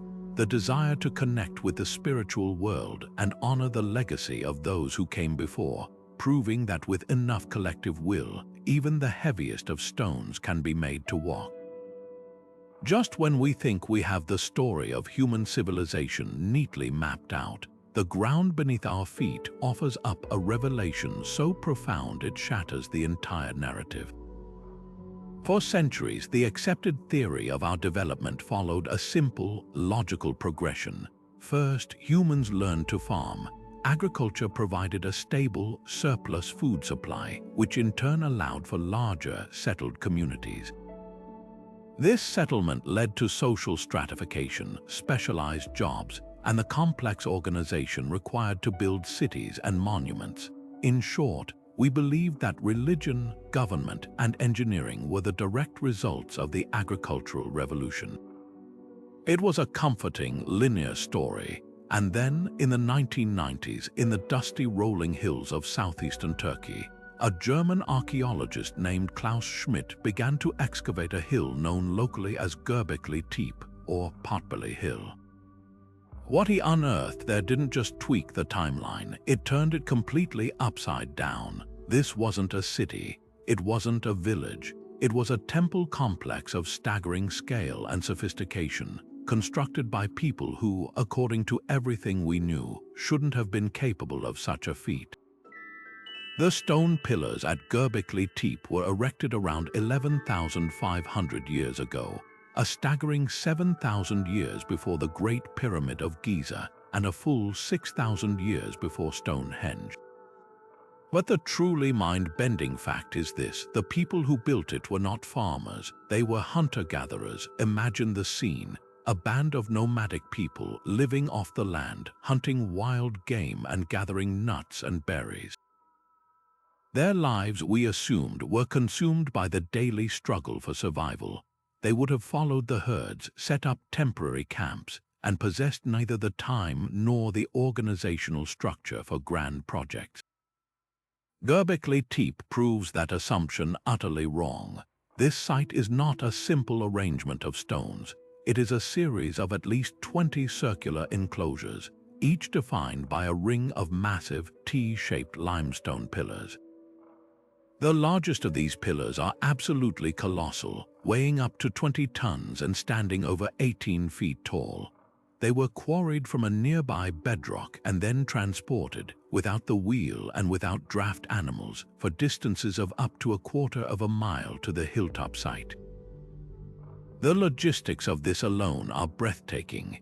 It would have required a large, coordinated workforce, a level of planning and social cohesion that we never before attributed to pre-agricultural societies. But the complexity doesn't stop there. The pillars aren't blank monoliths, they are masterpieces of prehistoric art. They are covered in elaborate, finely carved reliefs of animals: foxes, gazelles, scorpions, vultures, and lions, rendered with a skill and artistic vision that is as powerful today as it was 11 millennia ago. This was not a practical structure for storing grain or housing people. This was a sacred space, a cathedral of the Stone Age. The implications of this are nothing short of revolutionary. Göbekli Tepe forces us to flip the script on the origins of civilization. The standard model said agriculture first, then complex society. But here we have evidence of a complex society that predates agriculture. This suggests a radical new possibility. Perhaps it was the urge to come together to build and maintain such a sacred site that actually drove the invention of farming. Think about it: feeding the large groups of people who gathered at Göbekli Tepe for ritual purposes would have placed an enormous strain on the local environment. The wild game and gathered plants would not have been enough to sustain a semi-permanent population of workers and celebrants. This pressure may have provided the crucial incentive to begin cultivating wild grains like wheat and einkorn, which grew naturally in the surrounding hills, and to domesticate animals like sheep and goats. In other words, the need to supply a ritual center may have been the catalyst for the very agricultural revolution that we thought was its prerequisite. It wasn't that farming created religion, it might be that religion created farming. This site completely redefines our understanding of prehistoric humanity.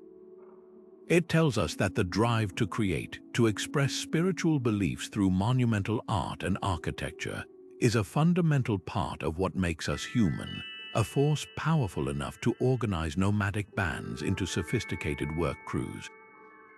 It challenges the very definition of technology, showing us that it isn't just about tools, but about the organization of labor and the transmission of complex symbolic ideas across generations. The builders of Göbekli Tepe may not have had metal or writing, but they possessed a sophisticated knowledge of stoneworking, geometry, and social management. They looked at a landscape of endless struggle and saw not just survival, but the potential for something transcendent. Their achievement stands as a humbling reminder that the past is far less known and far more mysterious than we ever imagined, and that the seeds of civilization were sown not in the plowed fields of farmers, but in the collective imagination of hunters and gatherers drawn together by a shared belief in something greater than themselves. But perhaps no ancient object straddles the line between divine wonder and technological artifact more completely than the Ark of the Covenant. Described in the Hebrew Bible as a sacred chest covered in pure gold, it was far more than a religious symbol. It was depicted as a physical vessel of immense and terrifying power. According to the Book of Exodus, its construction was dictated to Moses with precise, almost engineering-like specifications. 2.5 cubits long, 1.5 cubits wide and high, made of acacia wood and overlaid with gold inside and out. It was topped by a solid gold cover known as the mercy seat, flanked by 2 hammered gold cherubim with wings outstretched. But its most fascinating aspects are not its materials, but its reported capabilities and the strict protocols for handling it. The biblical narratives describe it as an object of awe-inspiring danger. It could strike down those who touched it improperly, as it did with Uzzah, who reached out to steady it and was instantly killed. It could level mountains and stop the flow of rivers. When carried into battle, it was said to bring victory, and when placed in the temple, the presence of God would manifest as a cloud filling the space. To a modern reader, these descriptions of raw, lethal energy and precise operational rules sound less like mystical miracles and more like the careful documentation of a powerful and poorly understood technology. This has led a number of researchers and theorists to propose a radical reinterpretation, that the Ark was not a supernatural relic, but a sophisticated technological device, an electrical apparatus built with the materials and knowledge of the ancient world. The most prominent theory, popularized by authors like Erich von Däniken, suggests the Ark was a form of ancient capacitor, an electrical storage device. The design seems to support this idea. A capacitor, in its simplest form, consists of 2 conducting surfaces separated by an insulator. The Ark's construction, 2 layers of gold, an excellent conductor, separated by a layer of acacia wood, a potential insulator, perfectly matches this basic principle. If charged with a high-voltage static electricity source, perhaps from the dry desert air or through friction with its carrying poles, it could theoretically build up a tremendous charge. This would explain the lethal danger of touching it. Reaching out would result in a massive, fatal electrical discharge. The warnings for the priests to wear special garments and not approach it without ritual preparation could be seen as primitive safety protocols for handling high-voltage equipment. Even the story of it being carried across the Jordan River, which then stopped flowing, could be reinterpreted through this lens. A powerful electrical arc from the Ark could have vaporized water or caused a landslide upstream, temporarily damming the river in a spectacular display that was interpreted as divine intervention. Other theories venture even further into the realm of speculative technology. Some propose it was a communication device, a sophisticated radio or resonator designed to receive and transmit messages. The cherubim on the lid, with their wings facing each other, are sometimes compared to the electrodes of a spark gap transmitter, a primitive form of radio technology. The Ark was often carried into battle, and its alleged ability to bring victory could be explained if it functioned as a psychological weapon, emitting terrifying sounds or even powerful frequencies that could disorient or incapacitate enemy soldiers.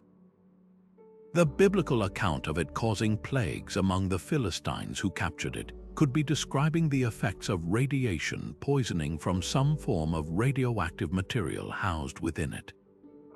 While these ideas are highly speculative and lack direct archaeological evidence, they are compelling because they attempt to find a rational, physical basis for the incredible events described in the ancient texts.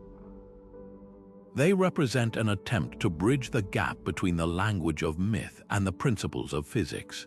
Of course, this technological interpretation is met with strong skepticism from both theologians and mainstream historians. For religious scholars, applying a modern scientific framework to a deeply spiritual object is a fundamental category error. They argue that the Ark's purpose was primarily theological. It was the throne and footstool of an invisible God, a tangible sign of his covenant and presence among his people. Its power was not mechanical or electrical, but purely divine, operating outside the laws of nature. Historians, on the other hand, point out the complete lack of any physical evidence for the Ark's existence outside of religious texts. There are no remains, no contemporary descriptions from other cultures, and no archaeological traces of the technology that would have been required to build or power such a device. The technological theory, they argue, is a classic example of presentism, the tendency to interpret the past through the lens of contemporary knowledge. We see capacitors and radios because that is our modern vocabulary for power and communication, but that doesn't mean the ancient Israelites shared that conceptual framework. The true significance of the Ark of the Covenant, therefore, may not lie in proving whether it was a divine miracle or a lost machine, but in what its story reveals about our own relationship with the past. It serves as a powerful Rorschach test. When we look at its ancient description, we see what we are primed to see. A person of faith sees the awesome power of God. An engineer sees a primitive electrical device.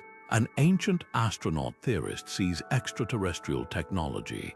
This enduring fascination demonstrates a deep human desire to find a rational explanation for the miraculous, to demystify the sacred by framing it in terms we can understand and quantify. The Ark challenges the linear timeline of technology, not by providing evidence of a specific invention, but by forcing us to confront the very nature of how we interpret historical accounts of power and wonder.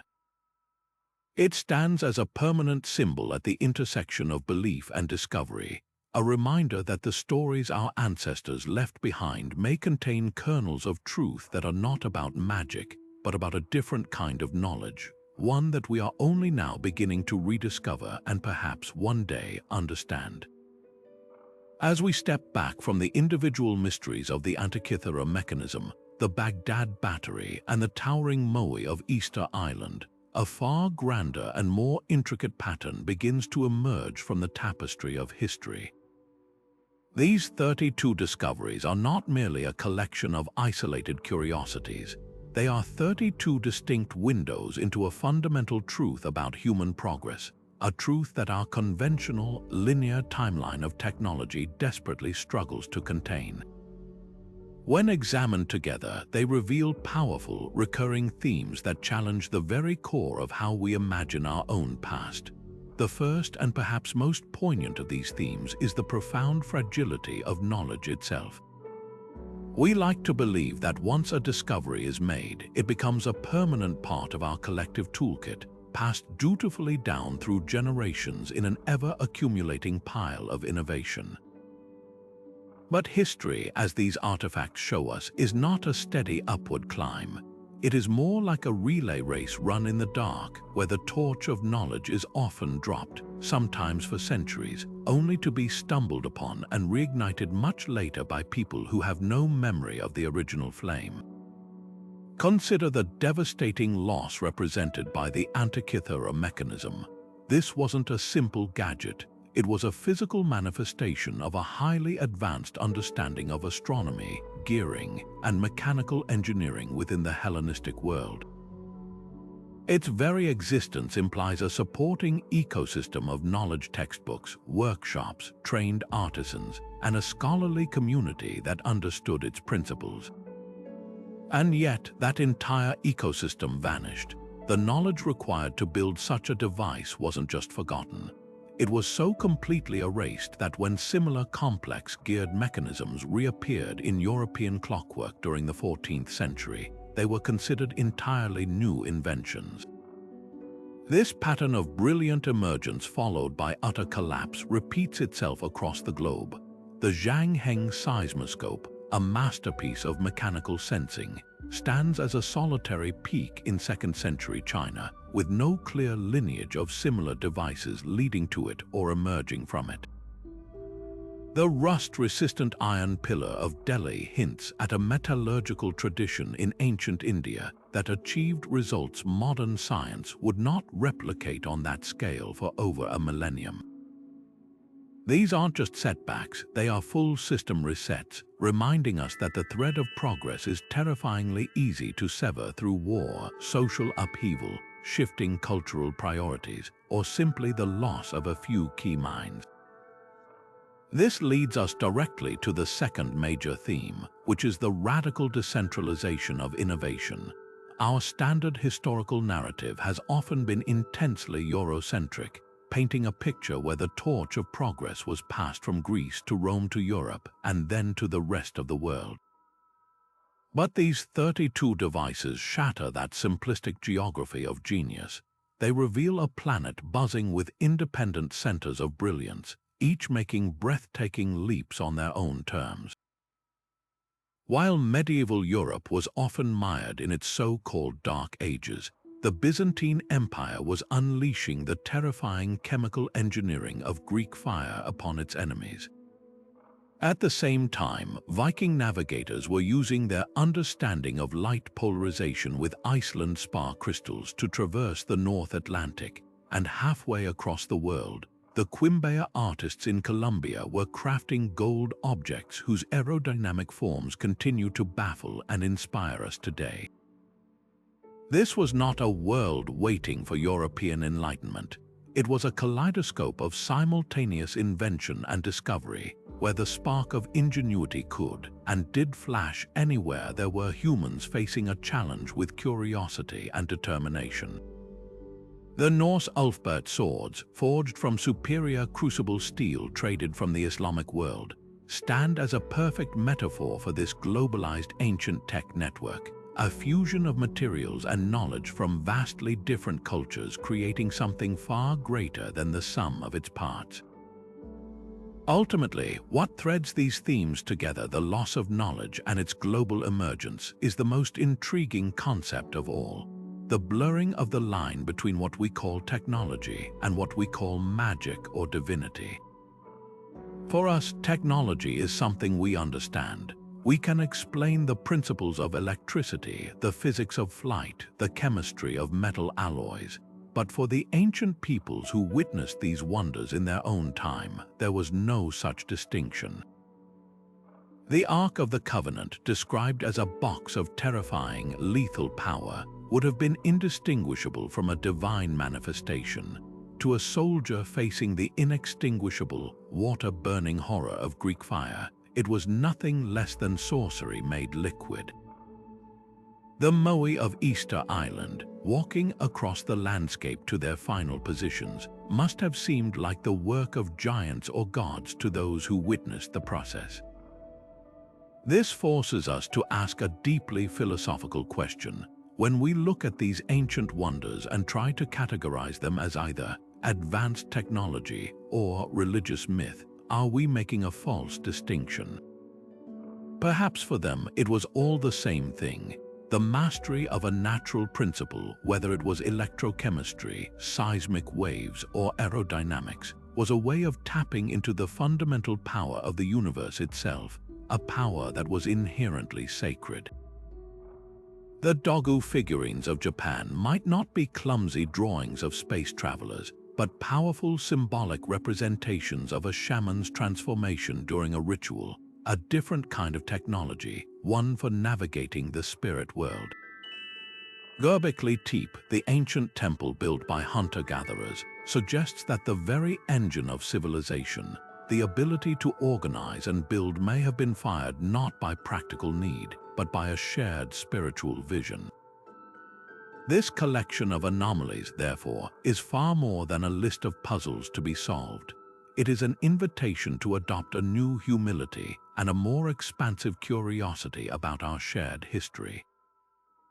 It cautions us against the arrogance of assuming our current technological moment is the inevitable pinnacle of human achievement. It asks us to look at the past not as a simple, linear prelude to our present, but as a complex, multifaceted, and often mysterious landscape filled with its own peaks of genius that we are only now beginning to recognize. These 32 devices encourage us to continue exploring, not with the certainty of those who have all the answers, but with the open-minded wonder of those who are still learning how to ask the right questions. They remind us that the human story is vast, unpredictable, and infinitely more interesting than any textbook could ever contain. From the intricate bronze gears of the Antikythera mechanism to the towering, enigmatic pillars of Göbekli Tepe, these 32 discoveries offer us far more than just a collection of fascinating puzzles. They provide a profound and humbling lesson about the nature of human history itself. They remind us that the story of our species is not a simple, predetermined march from primitive to advanced, but a complex, sprawling tapestry woven with threads of brilliant innovation, devastating loss, and breathtaking rediscovery. It is a story that is far richer, far more mysterious, and infinitely more interesting than any linear timeline could ever hope to contain. What these artifacts ultimately teach us is that human ingenuity is a resilient and universal spark, capable of flashing into brilliance in any era, in any culture, under the most surprising of circumstances. It is not the exclusive property of any one civilization or time period.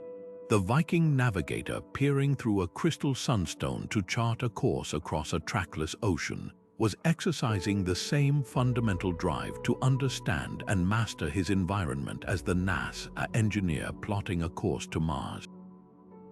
The ancient Indian metallurgist who formulated a rust-resistant iron alloy through centuries of empirical experimentation was engaged in the same process of scientific discovery as the modern materials scientist in a lab coat. The medium and the scale may change, but the spark of curiosity remains the same.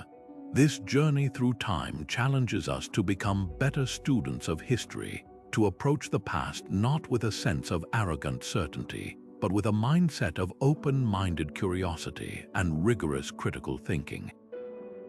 It asks us to hold two seemingly contradictory ideas in our minds at once, to be rightfully skeptical of extraordinary claims that lack evidence, while also remaining open to the possibility that our current understanding is incomplete. The next great discovery that rewrites our textbooks could be lying in a museum basement, waiting for a new technology to reveal its secrets, or it could be buried in a farmer's field yet to be unearthed. The key is to keep looking, to keep questioning, and to always remember that the past still has so much left to tell us. Thank you for joining us on this extraordinary expedition through the anomalies and wonders of our shared history. We hope it has ignited your own curiosity and given you a new perspective on the incredible ingenuity of those who came before us. If this journey through time resonated with you, please let us know in the comments below which of these 32 devices you find the most compelling. Don't forget to like this video and subscribe to our channel for more explorations into the mysteries that lie just beneath the surface of our world. Until next time.